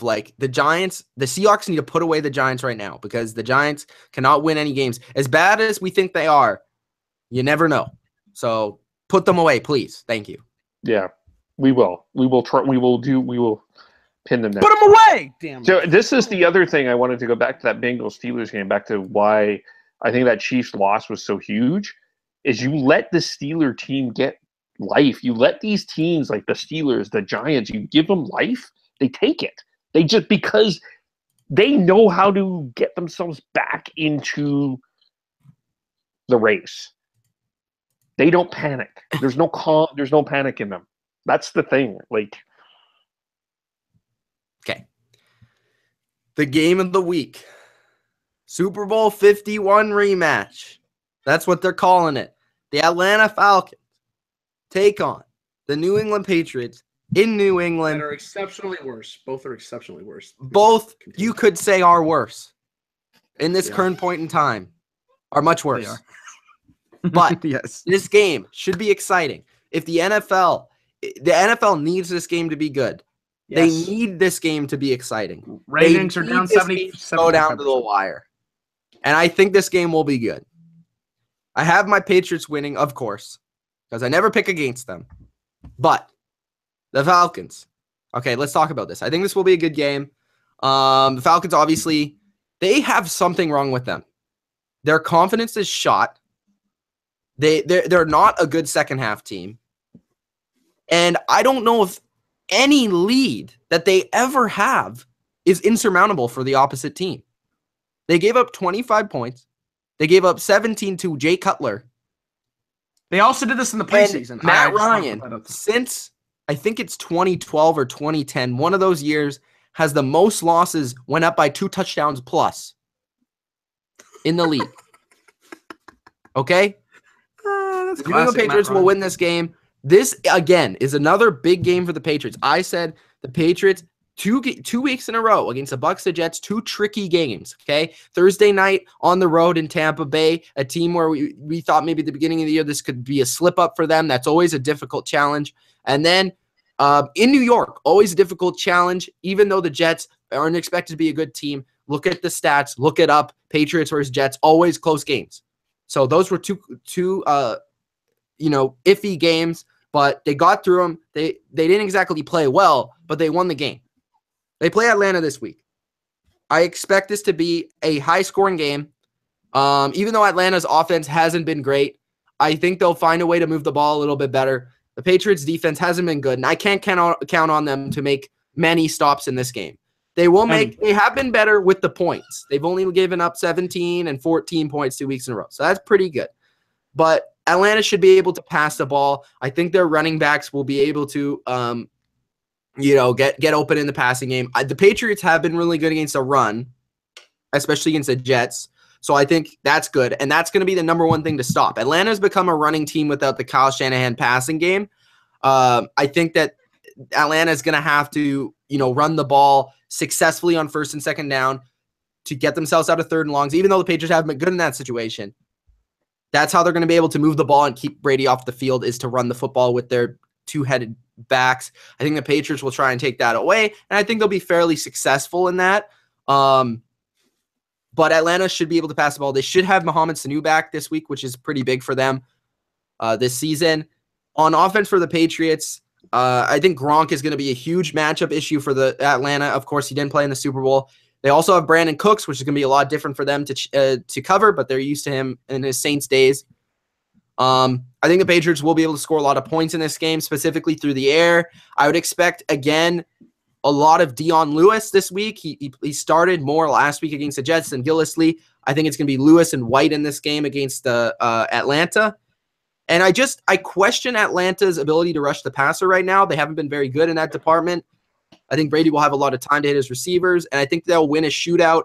I think it's going to be 34 to that's the same amount of points they scored in the Super Bowl. 34. I'm going to say 34-24. I think they might get like a field goal or like something at the end of the game. But I think this is going to be a good win for the Patriots. But I think it's going to be a really entertaining game. Mitch, what rhymes with hanger and this game is going to be? Hanger? Yes, what rhymes with hanger and this game has to be for the NFL? A banger. It has to be a banger. You're correct. You win a cookie. This game has to be a banger, all right? NFL ratings are dropped by 7.5% since last season. Okay, so I'm just gonna put that out there for one. Oh, wait, hold on a second. Oh, that was my phone charger. Okay, whatever. I thought that was my mic charger or my mic cord, whatever. Anyways, it's got to be a banger. We need a banger game. We have not had a classic football game this year. It has been a little sloppy. There's been a lot of games. You know what? I'll change my score. 31-24. My score is going to be 34-31. I want this to end on a last-second field goal by Gostkowski for the dub. Okay, the Patriots are going to come back 21-0 to win this game. No, I'm kidding. I don't know. I don't know. I just want a good football game. I want this to be reminiscent of the Seahawks-Patriots game that we got last year on Sunday Night Football in the rematch. Now, in that game, I don't, because I don't want this defense to get shit on again. Can we like stop someone, please? Like, no, you stop. Okay, okay. The defense is not very good when I am happy that Shea McClellan is getting healthy and he's practicing now. Like, he's going to help the team. Like, he's seriously. Great. What are you talking about? He's decent. I mean, like, he's decent, but like it's like Lawrence Taylor is playing now practicing for this team. Like, Okay, Gilmore, please play. I don't want Bottomosi out there anymore. I want Bottomosi. I don't want. Okay, Eric Rowe, get your head out of your ass. Get on the field. Thank you. He's off the injury report. He's off the injury report. He's playing. Okay, play. Thank you. Play. Thank you. You know who's the biggest? You know what? Out of all the injuries this year, you know who's the biggest loss this year? Who? Rex Burkhead. Okay. Anyways, I'm just saying. Yes, bro. That's why they're only 4-2. The Patriots' biggest loss is Edelman, bro. Of course. You know what? Second. So in this game, he's coming back. This game, yeah, of course. In this game, I just want good competition, man. I just want good NFL. Has there been a classic NFL game this year? No, not really. It's all been inconsistent football with teams that are mediocre. Somebody said they think it's going to be a low-scoring game. I don't want this game to be 20. I don't want it to be low-scoring. I actually want it to be high-scoring, or the Patriots blow them out. That would be nice. I want a 49-45 game if we could allow it, all right? But it's not going to happen. I want a 34-31 game. I think that's reasonable considering how both these teams are playing. Atlanta's offense has been shoddy. Matt Ryan has thrown 6 interceptions with the 6 touchdowns. I like Devontae Freeman. Is Julio Jones playing? Is he healthy? I don't know. He's playing. He has yet to score a touchdown this year. Okay, so he's still not doing very much on the field. Hogan is questionable, but he better be playing for my fantasy sake and for the NFL sake. Everybody on the page is questionable. Let's put the stat out there. It was out there during the Super Bowl, and it is still true. Matt Ryan has never beaten the Patriots, and Tom Brady has never lost to the Falcons. Will this still be true by Sunday? Yes, it will be. The Patriots will win 34-31. Oh, hallelujah.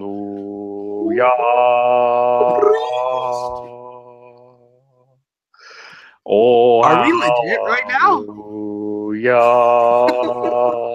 The priest. We gather together to think of offensive coordinator Steve Sarkisian as he prepares his final days as offensive coordinator for the Atlanta Falcons. He has done a miracle, folks. A miracle. He has found a way to take a great office to a mediocre offense. He has found a way to make Matt Ryan worse, not better. He has found a way to make a top elite receiver become an average receiver. Steve Sarkisian performing miracles in his final days as offensive coordinator of the Atlanta Falcons. The Father, the Son, the Holy Spirit. Amen. Amen.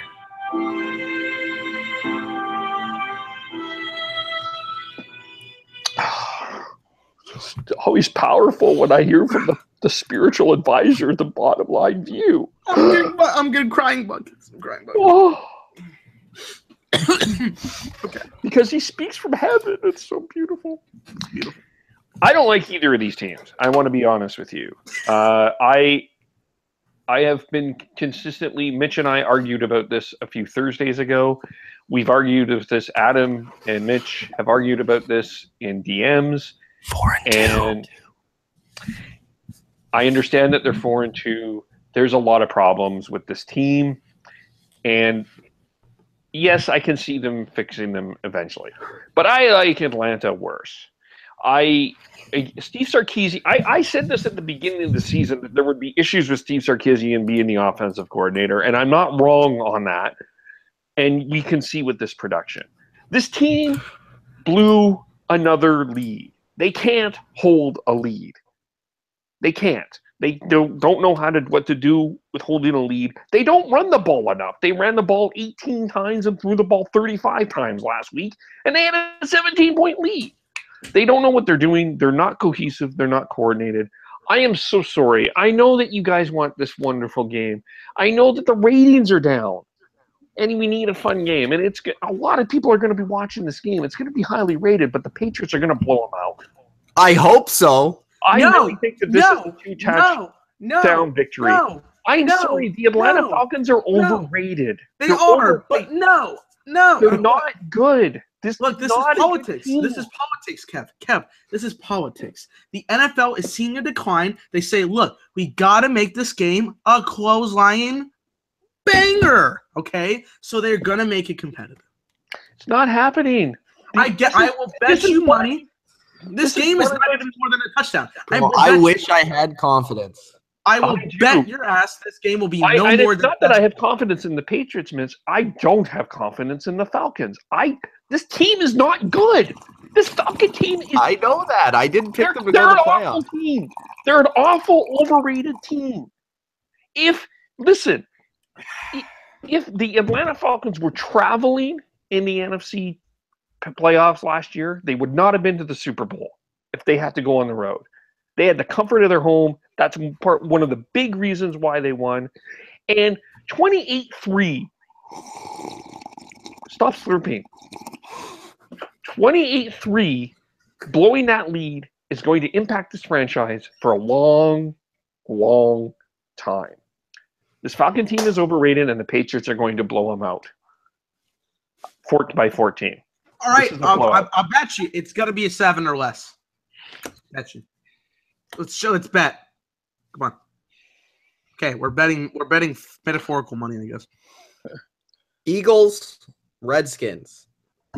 Hey, Adam is doing DMs. Why is he not? If you're watching, you should come on at least for this one. This is going to be a really good game. The Eagles will win by a field goal due to the fact that Josh Norman is not playing. And the Eagles should be able to pass the ball decently. They won the first game. They're riding high. They're playing well. This is a moment in Philly. This is the week. This is the game. Okay. This is the Chiefs Pittsburgh. Okay. Can the Eagles win this one convincingly? We will see. Eagles win by 3. The Redskins will win this game this week. That's what the Angels are singing. The Redskins will win this week. I like the Eagles organization. I think they're good. I will be talking about them on Tuesday. I will shout that video out in just a minute. However, it is very difficult to beat an organization not once but twice in your division. It's very difficult. It's very difficult to do so. I know they're in Philadelphia this week. But week 1, when we were predicting this game, I only picked the Redskins because I thought they were a little bit. Whoa, here's Adam Kordick. He decides to be on. Yes. Okay. I had to show up because I had to show up for the Eagles because obviously I know Mitch loves the Eagles. He's only betting against the Eagles probably because he knows he needs to make up picks. And I have I picked the Eagles. He actually picked the Eagles. By 3. Okay. I picked the Redskins this week. I picked the Redskins. Never mind. I picked. Okay, wait for it. I picked the 49ers this week. As did I. See, come on, man. Like this man over here is trying to piss me off. This guy right here, Mitch, is trying to piss me off. All right. Anyways, I like the Eagles more as a team, right? So in essence, I should be picking the Eagles, but I'm picking the Redskins for just a couple of reasons, and there's very few, but I'm gonna pick the Redskins in this game. I think the Redskins this is a must-win game for them. I know the Eagles would love to have this win for them, and you could consider it a must-win for them, but they'll be 6-1 here. If the Redskins lose, they're 3-3. They're very much behind. They're going for the wild card at that point. They got to win this game. Kirk Cousins, I think, has been playing a pretty good season, all things considered. He was in a very scrappy game last week against the 49ers, but this team has been playing some pretty good games overall. I like what the Redskins have been bringing. They're one of the more underrated teams in football. And if they get Chris Thompson, who, by the way, is their leading rusher and receiver, if they get him involved, they do some sneaky things, and maybe if they even throw deep down to the secondary, which is not at its strength right now, I think the Redskins can pull it out. It's a Monday Night Football game. You never know what to expect. One thing Monday Night Football has been producing of the last couple of weeks is good games, which I am very happy about because Monday Night Football the last couple of years has not been very good. So I'm hoping for this would be a good game. And extremely weird covers. Yeah, this year it's extremely weird covers, but I like it because I don't bet. But I'm going to go. Good teams win, great teams cover. There you go. I'm gonna go with the Redskins. You know, I actually was thinking about this today, and I was like, I think the Redskins obviously need this more because the Eagles are 5-1. The Giants needed the game. Can I just point this out? The Giants needed the win when they were 0-2, 0-3, or 0-2 going into week 1, and the Eagles didn't need it as much, and the Eagles proved them wrong that week as well. Just yeah. Well, what I was going to say every week is fluke kick. Every week is must win. Well, I would argue that if now I think as I've been thinking about it more, I think the Eagles actually need this more, because if you lose this game, you are creating a potential stockpile, because the Cowboys are favored, even though I'm picking the 49ers, and the Giants. I know they're 1-5, but they find ways to sneak themselves back into this. They're not going to win. They're not winning. No. There's So no confidence. I don't get how this whole all of a sudden they win one. The Giants win one game against. I don't know. I'm not a big fan of the Denver team and the Giants. And you guys, that's the only reason they've had 2 good seasons in 10 years. Yes, I didn't pick the Giants. No, but the way you guys were talking about the Giants was like they're gonna come. Yeah, no, exactly. I don't see it. The way you guys were talking the Giants were like, wow. It's like their run game is the best. Their run game's best it's been after 1 week. No. Let's clarify what I'm saying here. What I'm saying is if you don't put this Giants team away, they will find a way to make a race of it. No, they won't. They're trash. They're trash. I'm with Dylan. I don't think they're as trash as you think that they are. They are. They are. Who is it? Name one receiver. When Sterling Shepard and Evan Ingram are not there, where's their receivers? They built their team around Odell Beckham. No Odell, that is not their team. You know what I mean? Their defense is not that terrible. Their defense will get the job done. And I think that the idea, and what I also said is, I don't think Eli Manning is going to be passing more than 25, on average, 25 a game anymore. And I think they're going to rely on that running game, which is underrated. They do have a couple of good runners, and I think that they can keep them in games. So what did they do besides Denver? Did they have some good runners in those games, those first 5 losses? What made you think, besides the Denver game, in the rest of the season, that they had good runners? Because I haven't seen that. I saw it one game out of 6. 1 out of 6, Kev. How do you get that conclusion from one game? There's teams that play 4 good games and you still don't buy it, but the Giants play one good game and you're buying on the Giants? I'm not buying on the Giants. I'm not buying that I'm saying if you don't put the Giants ran for over 120 yards, 130 yards against the Chargers. Darkwa had 8 rushes for 69 yards. Gallman had 11 for 57. Shane Vereen had 5 for 18. Yeah. Okay, and then what how about before then? Well, this is a new development that these guys have been playing. Yeah, and Ben Mack getting rid of the play calling is going to help, because he's just not a good play caller. And I think that they know that they can't rely on Eli throwing 40 to 45 passes anymore. So what I'm saying is I see an adjustment that makes me wonder if the Giants are as dead as we think we are. That's all I'm saying. I'm not saying that they're a great team. If they were 3-3, I would question. Exactly. They're 1 here. Exactly. I'll say this much: if they had Odell, I'd give them a chance. 100%, like we all do. I would totally. I picked them to win this division over my Eagles at the beginning of the season. No Odell, they're nothing. I'm sorry. Their offense is trash. But I almost think their offense cannot win them games. I almost think not having Odell adjusts them to be a balanced football team instead of relying on Odell to do too much. That's all I'm saying. So I'll be interested. Anyway, we're not talking about the Giants now. We're talking about the Eagles and the Redskins. And I'm picking the Eagles here because I actually do think they need to win more. And I think we're seeing the rise of a pretty top 10 quarterback in Carson Wentz. I think they have the weapons. I know I'm not impressed with this Washington defense. Really? No, not really. Not against. Not really. I agree. Not with this Eagle. Not with the weapons that the Eagles I'll say this much for the Redskins. I think I wouldn't put too much stock into the 49ers game, because as we've seen this year, it's really hard to come off a bye for some reason. A lot of teams suck off a bye. They don't play well. They don't play physical. So I just like to put that much into it. I just think like and Jonathan Allen's out too. So who's been their best defensive Jonathan Allen is out and Josh Norman's out. That's why I said that. Yeah. I think the Eagles will win this game. But like and the Eagles have been playing better. So, and I actually think this is a better Eagles team. Obviously you could say it's a better Redskins team as well, but this is a much better Eagles defense as well from when they played in Washington, plus a better offense. And the other thing is I don't think we talked about this a couple of weeks ago, but when I hopped on at the end there, we talked about the clutch of Kirk Cousins, and I think that will come into play again. Yeah, I agree. You know what though? With this Eagles, I'm not like Mitch, where I'm booking my plane tickets no matter what happens to the Super Bowl. I'm a week by week fan. I don't like to say that just because the Eagles are playing well now. Your team hasn't won 5 Super Bowls.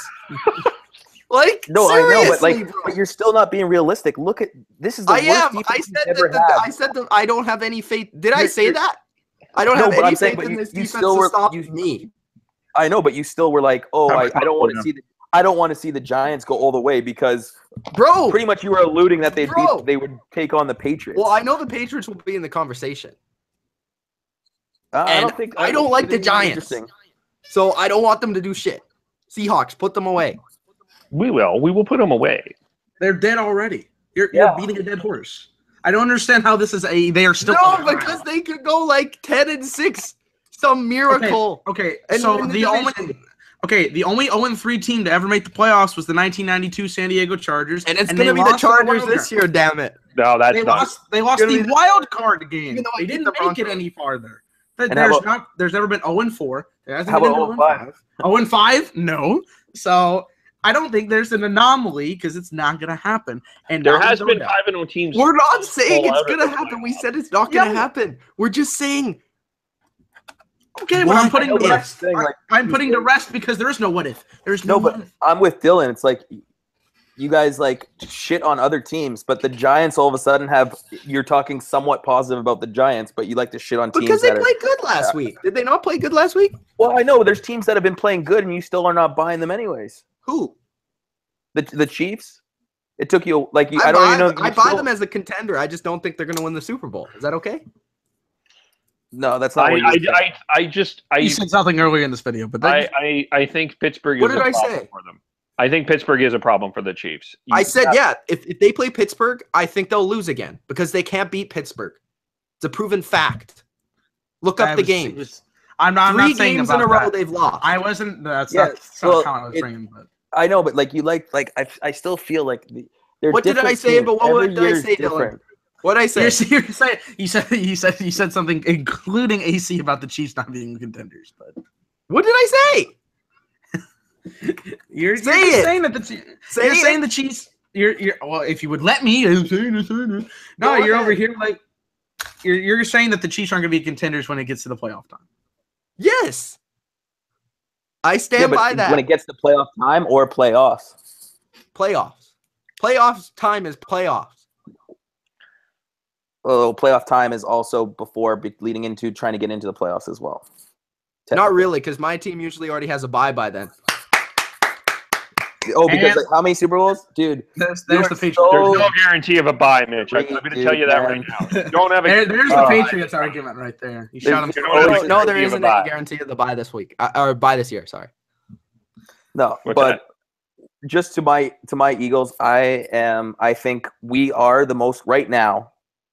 Obviously, we're the only team that hasn't had a stinker. We had 2 bad turnovers against the Chiefs. That was the reason we lost that game. Every single other game, we've had a complete game, offense and defense. Look at the third down numbers. I don't think they're sustainable, but what this offense is doing right now is pretty impressive. I think the stat was 3rd and long. They're about 40% when the league average is 17%. That's not sustainable, but that's something that I think Peterson's working. I think we have Schwartz and Peterson don't like each other, but I think that's creating that tension, kind of like the '85 Bears, where Schwartz is all defense, Peterson's all offense. They're able to do what they're doing with their groups and adding.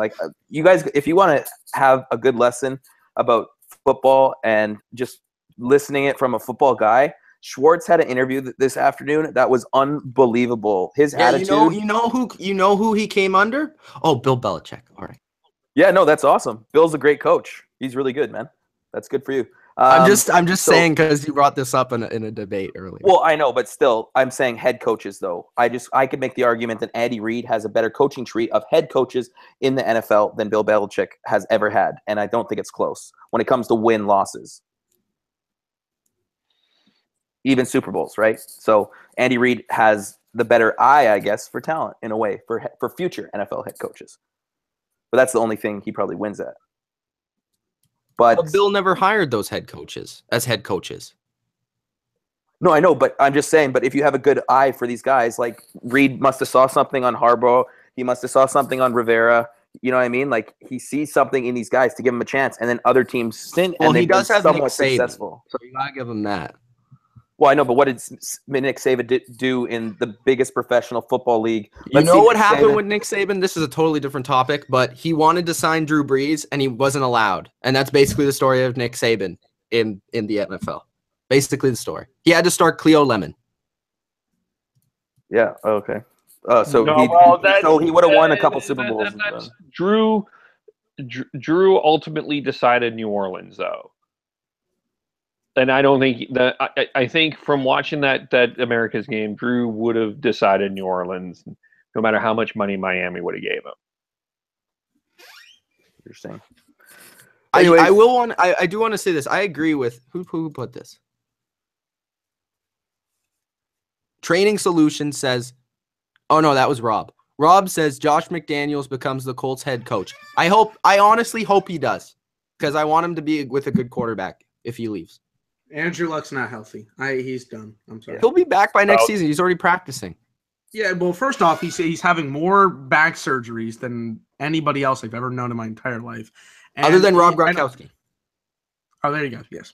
I don't think he's gonna be healthy. I would like for him to be healthy, but if this guy's not playing again by next season, he's done. We talked about the Redskins and Eagles. They're coming to talk about the Redskins and Eagles. What else do we want to say? I don't know. I'll just say that if the Eagles win this, I don't think much changes. No, I still think you're the second best team in the league, anyways. So I mean, no, but I think it's close, and we know it's tough to beat this kind of, if let's say Redskins are number 2 right now. How does your perception change if they lose?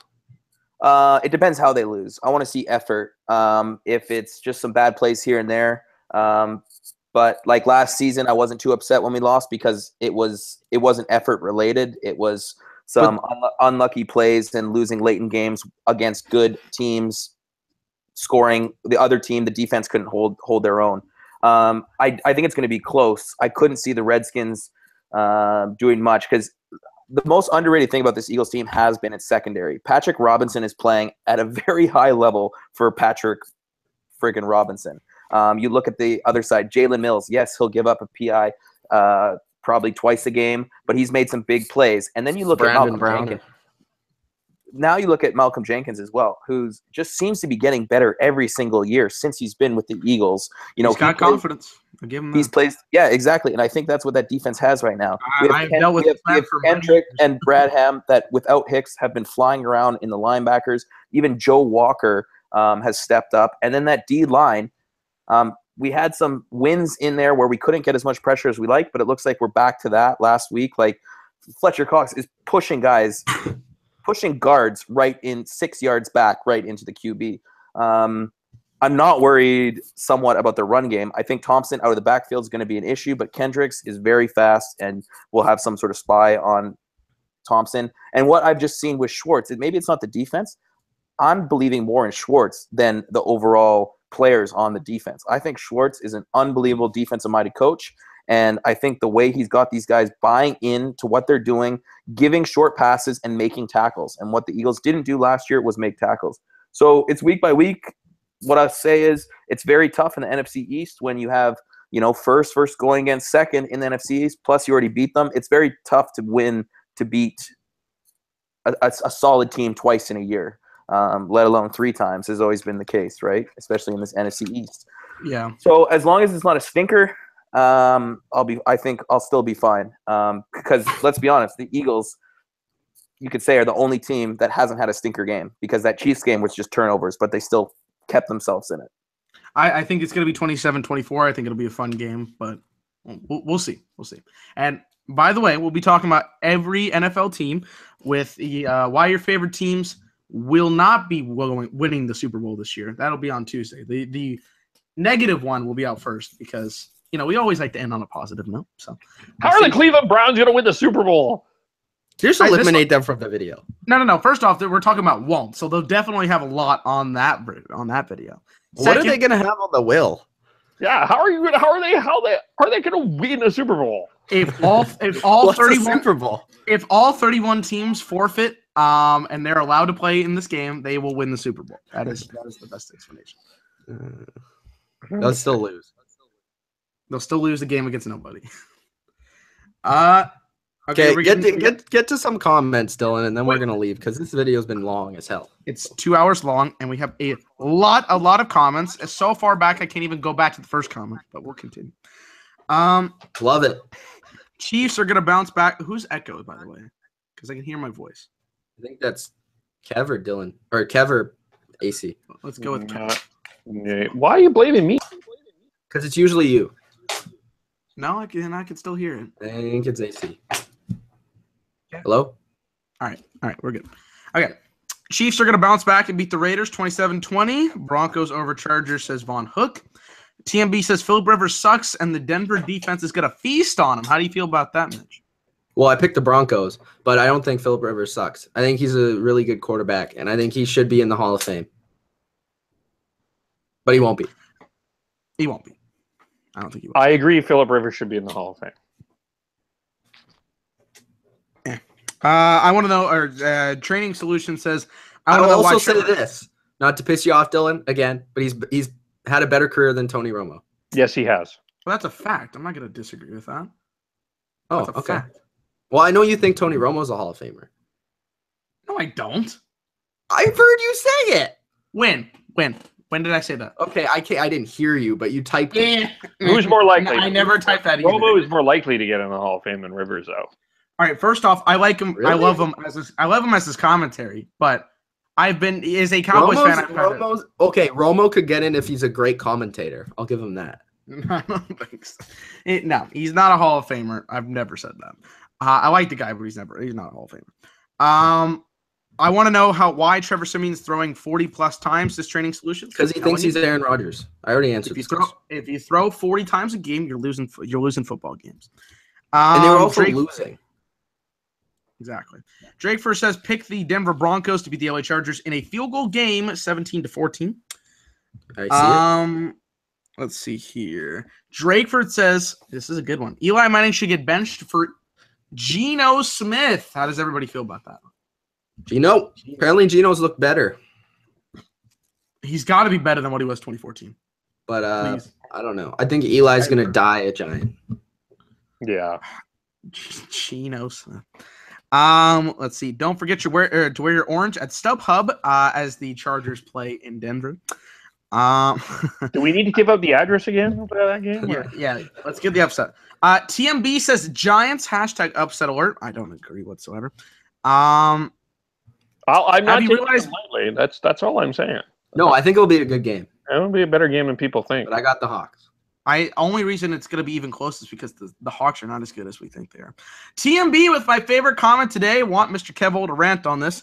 Bortles is greater than Russell Wilson. Ooh. I don't even. That's not even worthy of rant because that's not even close to a fact. Dylan won't even rant on that. Dylan knows how dumb that. How do you feel about me and Dylan discussing the top 10 quarterbacks in the NFL and us not putting Russell Wilson in it? Neither of us had it in there. Well, that's interesting. We had 3 quarterbacks in the NFC. He was 11 for me, just so you know. 12. That's your opinion. I think Russell Wilson's top 10, but that's your opinion. Do you think he's top 5? I haven't seen the video, so I can't comment on that. I will watch the video and then I will respond. What I'll say about 5? Kev? What's that? Do you think he's in the top 5, or no? Right now, I would not say he's in the top 5. No. Okay, as long as he's if you think he's in the top 10, that's fine. I was like, if we go to top 5, we're gonna have some problems. Okay. I just don't see many elite quarterbacks missing guys in the flat, wide open on easy throws like that. On the Rams game, we saw a bit of that missing. Cam Newton does it. Very easy throws. Yeah. Well, Cam. I don't think. Yeah. Cam's that elite, but we have 3. We have 3 NFC East quarterbacks in there, so take your conclusions as you will. Eddie Lacy ate the water boy. The one I will be intrigued about is I think that a lot of number 4 is because of number 28. And if he's not there, I don't know if I think Dak has been really good this year. I think Dak's been better this year than he was last year. Are you talking about 4 and 21? Is that yeah, 28? Yeah, Elliott. No. I don't. I think that a lot of Dak is because of Elliott. I think if you look at this season, I would totally disagree. Last year, you could push the argument there, but this year I would totally disagree. I want to see him. It'll be intriguing whenever that happens. I'll be interested. The Green Bay game 2 weeks ago, he did great. If it wasn't for Terrence Williams not knowing how to catch a fucking football, this team, would have done something. Go 49ers. I'm just saying. Threw 3 touchdowns the first time. 49ers suck ass. TMB says Eddie Lacy ate the water boy. Indeed, I'm telling you, he knows how to eat. That's actually factual. That's a fact. Von Hook says Seahawks over the Giants. Ben McAdoo looks like a witch doctor shrunk his head. Okay, I gotta say, Ben McAdoo has the worst haircut in the NFL. It's pretty bad. It looks pretty bad. They need to arrest Ben McAdoo. Let's see. Who's gonna go? TMB says Patriots lose. Fair enough. Von Hook says Falcons will win. If they were playing a better team than the Falcons, then yes, I would pick that. But they're playing the Falcons, who suck. They're not going to lose. Von Hook says the Falcons will win 100%. Wow. Okay. 100. Uno, cero. That's not how you pronounce 100. That's just 100. But whatever. Gronk. You're Spanish, fake Spanish guy. I am half Mexican. I did pass Spanish 2 with 65 bonus points on my final. So thank you very much. Yes. I got a 45 on my final. Thank God for the 65 points. Gronk can't play 2 weeks without an injury, and so he'll get hurt, and the Patriots will lose. Well, that's almost factual. Let's talk about this. Why? I think we should have this conversation. What? Can we put Gronk in the top end of tight ends considering his health? Yes, he's talented. Yes, he's all of these things. I'm not going to answer that question. I'm just going to because he can't. Who's been better this year though? Zach Ertz or I don't know. When he's played Gronk. I think who's done more for their team? I'm sorry, I'm going to have to stand with 8. I think Gronk's been the second best player on the Patriots this year. Well, that's not saying much. Zach Ertz has been consistent, but Gronk has played like 2 great games. I don't know. I would go with Zach Ertz this year. He's obviously more reliable. You have to go with Zach Ertz this year. He's more reliable. I'm saying, like, in general, talent-wise, yeah, it's all Gronk all the way. I just think Ertz, what he's done this year, is pretty remarkable for a tight end. Yeah, I like Ertz too. I think Gronk impacts the game more than Zach Ertz does, but that's fair enough. But you're a flashy guy. You like the flash. You like the impact. I just like a nice. No, like impact even when he doesn't get the ball. He's covered by 2-3 people every play. He run blocks like a tackle. Well, he doesn't play all the time. They must not be covering Ertz all the time, and people don't figure that out. The conversation should start and end with this: Zach Ertz has been playing better this season, but Gronk, when healthy, is better. It's not that. Exactly. Let's see. Training Solutions brought up the fact that Julio does not have a touchdown yet. That is true. We brought that up earlier as well. We won't get one this week either. Tyler Jones says Falcons were much better with Kyle Shanahan. Absolutely agreed on all fronts from everybody here. 47-10 at the end of the third. Then the Falcons get 21 points in the fourth to make it look close. 47-31. I don't know how Bodo came up with that score, but I don't agree with that. Okay, let's look at this. One sec. Per game receiving yards. Gronk, 80. Zach Ertz, 67. Let's look at third downs, please. Look at third down receptions. Per game touchdowns, Gronk, 0.8. Zach Ertz, 0.67.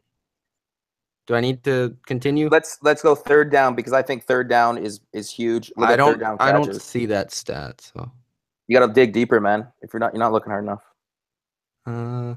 Yards per reception, 15 to 11. You haven't said receptions per game. Receptions per game is slightly Ertz, 5.6 to 5.2. Yeah, and wouldn't receptions be like the third thing? So it's like you like to comb through things that. No, I didn't even see that stat. No, but it would be helps the your third thing. narrative. I agree. It would be the third thing. But that's 2 No, to I 1. know, but I'm just saying how you always form your arguments is just you kind of fit in the facts with that fits your narrative and not the whole. No, because Gronk is just better. I don't know why I have to debate this. No, Well, Gronk is better. I'm just saying Ertz, I think, has been better this year. Well, the If stats Gronk, say if, no. Gr- Plus, I thought Gronk's better in the run game, so I don't. You said, I don't said really. it's not all about stats, man. I agree, you and said Gronk's multiple better in times. every area of playing as a football player. Not big time catches on third down. What Ertz has done this to keep drives live for this Eagles team that's 5-1. I think again, he's had a better impact. And I everybody just out want there, to point we're not out, saying that Zach Ertz is a better tight end. Nobody Exactly. I will say Earl Thomas nailed him. Sure, Earl Thomas. that was last year. Earl Thomas. Oh, now you have to use that argument. That was last. Well, year. if you We've can been use saying it, I that can to you. use it. We've been so. seeing. Oh man. I love these. love I love these AC Mitch arguments. I will say this. I will say this. For what it's worth, I don't know how much it's worth, but Zach Ertz does get the most targets per game. Yeah, and they still can't stop him. So it's pretty good. I do love these arguments. Bodo says still missing Trent. Yes, But- our boy. No, Jack. he's back. He's back. Fiddy's He is back. When is this next recap? We'll find out shortly. I think he's doing one Saturday. I think. I don't know. I don't watch hockey. I'm American. Everybody. So wait, Zach Ertz has been better, but he has 4 more yards and he's played 1 more game. I just don't agree with you guys. Okay, continue. Let's go through the comments. Yeah, I don't agree with you then. Eagles Third will down, have man. will put a strong stranglehold on NFC East if they win. I agree. Again, as EC wants to put it every 1 week at a time. That's true. But I think they have a commanding lead if they win this game, because obviously the Redskins will be 3-3. I think the Cowboys would be 3-3. The Giants are out of it. The Eagles will be 6-1. That's like a huge advantage. And did they ever bye next week, or is that later on in the season? AC, you know? When they play the Giants, or No, I'm saying like when is their bye? Do you know when the bye is for the Eagles? I think it's week 10. week 10. Week 10? Okay. Yeah, I think it goes. I think we played Chargers after this. No, we already played Chargers. Oh, we played Broncos coming up. Sam. San Francisco and Denver. Yeah. Okay. Third down catches, Zach Ertz has 1 more and has played 1 more game. But also, Danny Amendola leads the Patriots with 9, and Gronk has 8. But I also say Nelson Aguilar has 8 as well. Nelson Aguilar, I didn't think I was going to like this guy. I don't like the guy still, but he has gotten marginally better than last year.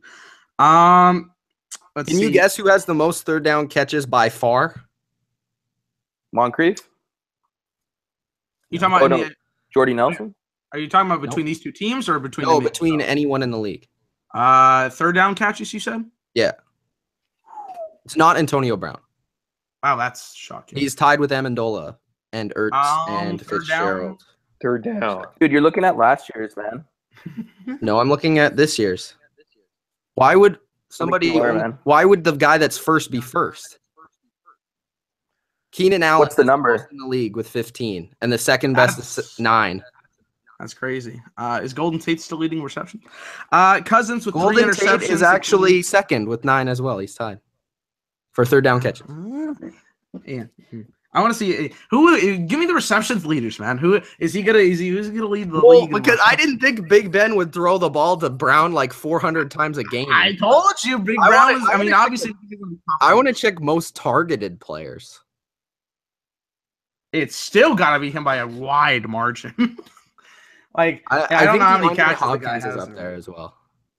Let me see. But Zach Ertz is tied for second in the league for third down catches that are longer than 7, 3rd and 7. That's a nice stat. I like that stat. Bodo says Cousins will throw 3 interceptions, including a pick 6. Wow. Holy fuck. Antonio Brown was targeted 19 times in week 5. Told you, bro. He's trying. Okay, he's been targeted. Okay, I actually got first and second. It was Brown, then Hopkins. Brown 74 targets. Woo! Hopkins 65. Deshaun Watson loves the guy. Will Fuller's going to be Allen, Landry, line his up, Garcon, Ertz, Thielen, AJ Green, Christian McCaffrey, Yeah. Devontae Adams, Dez Bryant, despite not doing shit, Alshon Jeffrey, Mike Evans, Golden Tate, Devin Funchess. I'll leave it there. Most targeted Patriot is James White. Amazing. On third down. Amazing. No, in general. Oh, in general. Giants are 1-5, says Predator. They would have to go flawless to have a chance in the playoffs. They will not make the playoffs. They don't have to go flawless. Yes, They don't have to. I think they need to go 9-3. They will not go. No, first of all, they can't. It's 1-5. Second, they won't. No, they need to go 9-3 or 7-3 in the last 10 to get in. I think 8 wins might be able to get you into the NFC playoffs. Not in this division, and not even in the wild card. Playoffs. Yeah, I know, but then the wild card, it will be too tough because you're going to have Washington and Dallas in there too. That means you got to think Washington and Dallas finishes below 8-8 or at 8-8. You have Washington, Dallas, then you have Detroit and Minnesota in the other side. Yeah, New Orleans. I'm not sold on Minnesota. Okay, New Orleans, Carolina. There's too many teams out there that are going to have to 8-8 won't make it. It didn't last year. Yeah, I think the worst team was 9-7. It was 9-7 and 10-6 last year. So 9-7 gives you a shot. It's 9-7 was only because the Detroit stunk it up in the last 4 games. They should have won at least 1 or 2 of those games. Redskins are a gnat at the barbecue. They just won't go away for Eagles fans. That's fact. Go ahead, AC. No, I was just gonna say. You know what? Historically, over the last 3-4 years, the Eagles always seem to play well against the Giants. Cowboys, it's kind of up in the air, but we always have had a problem with the Redskins, and that's why Week 1 was such a huge game because, I think it was like 5 or 6 years that they won a game. We won a game in Washington. I think the Eagles are playing really good at home, but being a fan for a long time, I've seen probably more stinkers at home than I have on the road. Fact or fiction? Frank Reich will be a head coach next season. Could be. I don't mind it. It's always tough when you have an offensive coordinator that doesn't call plays. I know he does a lot, and he's a very smart guy. And I listen to a lot of his press conferences, but it's really hard to really figure out how much. I think that's also like a big part of it nowadays. I think people are seeing the coaches that have recently been hired. It's about like their play calling. I think more than anything. Exactly, right? So it is tough. They might like him because he is personable and he's a QB first, which a lot of these, some of these coaches have been. So we'll see. But it's just like I said, it's tough because Peterson calls the plays. He is the offensive coordinator, and it's hard to really gauge what he does. It would be interesting to see him in Chicago. That could be a good fit. Any offensive mind in Chicago would be nice. Get John Fox off the field. I hate him. A couple of comments coming taking shots at Mr. Mitch Milani. Mitch, you always say the Patriots will win the Super Bowl. Nothing new. Okay. To go over this. I picked them this year. I picked them the last 3 years. But that's the last 4 years. But they've won 2 Super Bowls, and this year is yet to be determined. I didn't pick them in 2013. I picked the Broncos. But they lost the Seahawks. Were we even on? No, I picked. I don't remember. I picked the Seahawks. Maybe I don't remember. 2012. I picked one of those teams though. No, but I haven't always just to prove my point. I haven't picked the Patriots every year. Well, you did just say you picked them 4 years in a row. That's kind of a thing. But have they not been the best team in the NFL the last 15 years? Well, yeah, of course. I'm just saying that's have they not been the best team in the NFL the last 4 years? The comments. I mean, first off, we haven't seen anything past 4 years. The last 4 years? Yeah, they've won 2 Super Bowls, and they went to the AFC Championship and were an extra point away from getting to another Super Bowl. I'd agree. I would agree with that. I just think that this season you're dealing with a completely different team. But I also picked them before the season started. As did I think all of you as well, except for Kev. I did not pick the Patriots. Nope. Are the Houston Texans winning the Super Bowl? Let's go! I'll say this. I think the Texans are better than the Patriots. Whoa. Patriots did beat the Texans with Watt and Merciless. It did. First of all, yeah, that's true. But it also took an amazing comeback to do that. Second, I'm just saying Patriots are only getting better. I'll just say that. They're only getting better. So are the Texans. They're giving up. They're the only team ever to give up 6 straight 300-yard passing games. Yeah, that's pretty impressive that they're 4-2. I think it the other way. It's just like the Patriots fans always like to. No, but I said that our defense right now can't stop anybody. I mean, I know, but the whole Mitch, week 1, you were saying, "Oh, this isn't going to be what's going to happen in even week 2. We'll figure it out." This doesn't look like you have the pieces to figure it out. Something out. They won't be good, but they'll be decent. Figure it out. You don't have the pieces. Have you seen the NFL this year? Here's the problem. Yeah, but why can't the Patriots go through the same thing that the rest of the NFL is going through? Why are they immune? They are right now. Exactly. But I just have faith in my team, in the organization, in Brady and Belichick to figure it out. AC, the thing is, it's like the Cleveland Cavaliers in the Eastern Conference. There's not that many teams you could say have like a great chance in that division. Where in the NFC, there's a lot of sneaky teams there. So the Chiefs aren't the best team in the league. Okay. There's two teams that are actually really good in the AFC. And you just said the Texans are better than the Patriots. But like you said the Patriots are going to beat the Chiefs in the AFC Championship game anyway. They will. So there you go. Well, so actually, I'm not convinced of that right now. So this should be a walk. I'm not even convinced you're seeing the Patriots in the AFC Championship. The Chiefs have to beat the Steelers. I agree. So you're saying this is a walk-off. So there you go. Okay. We'll wait. Okay. But then even if even if they don't win, you're just going to be like, we won 2 years ago. Remember that? That's what's exactly going to happen. That you're just going to be even if they lose, you're going to be like, remember when we won the Super Bowl though? That was awesome. We came back from Atlanta and we killed it. No, well, my thing would be, okay, we disappointed this year. We were supposed to win the Super Bowl. We didn't. It sucks, obviously. This would be my answer, obviously. But I've won. My teams have won a lot, so I'm not really going to be depressed when they lose.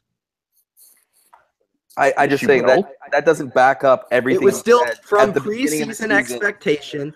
The Patriots disappoint if they lose. If they don't win the Super Bowl, it's a big disappointment. From your talk at the beginning of the season, it's a major disappointment.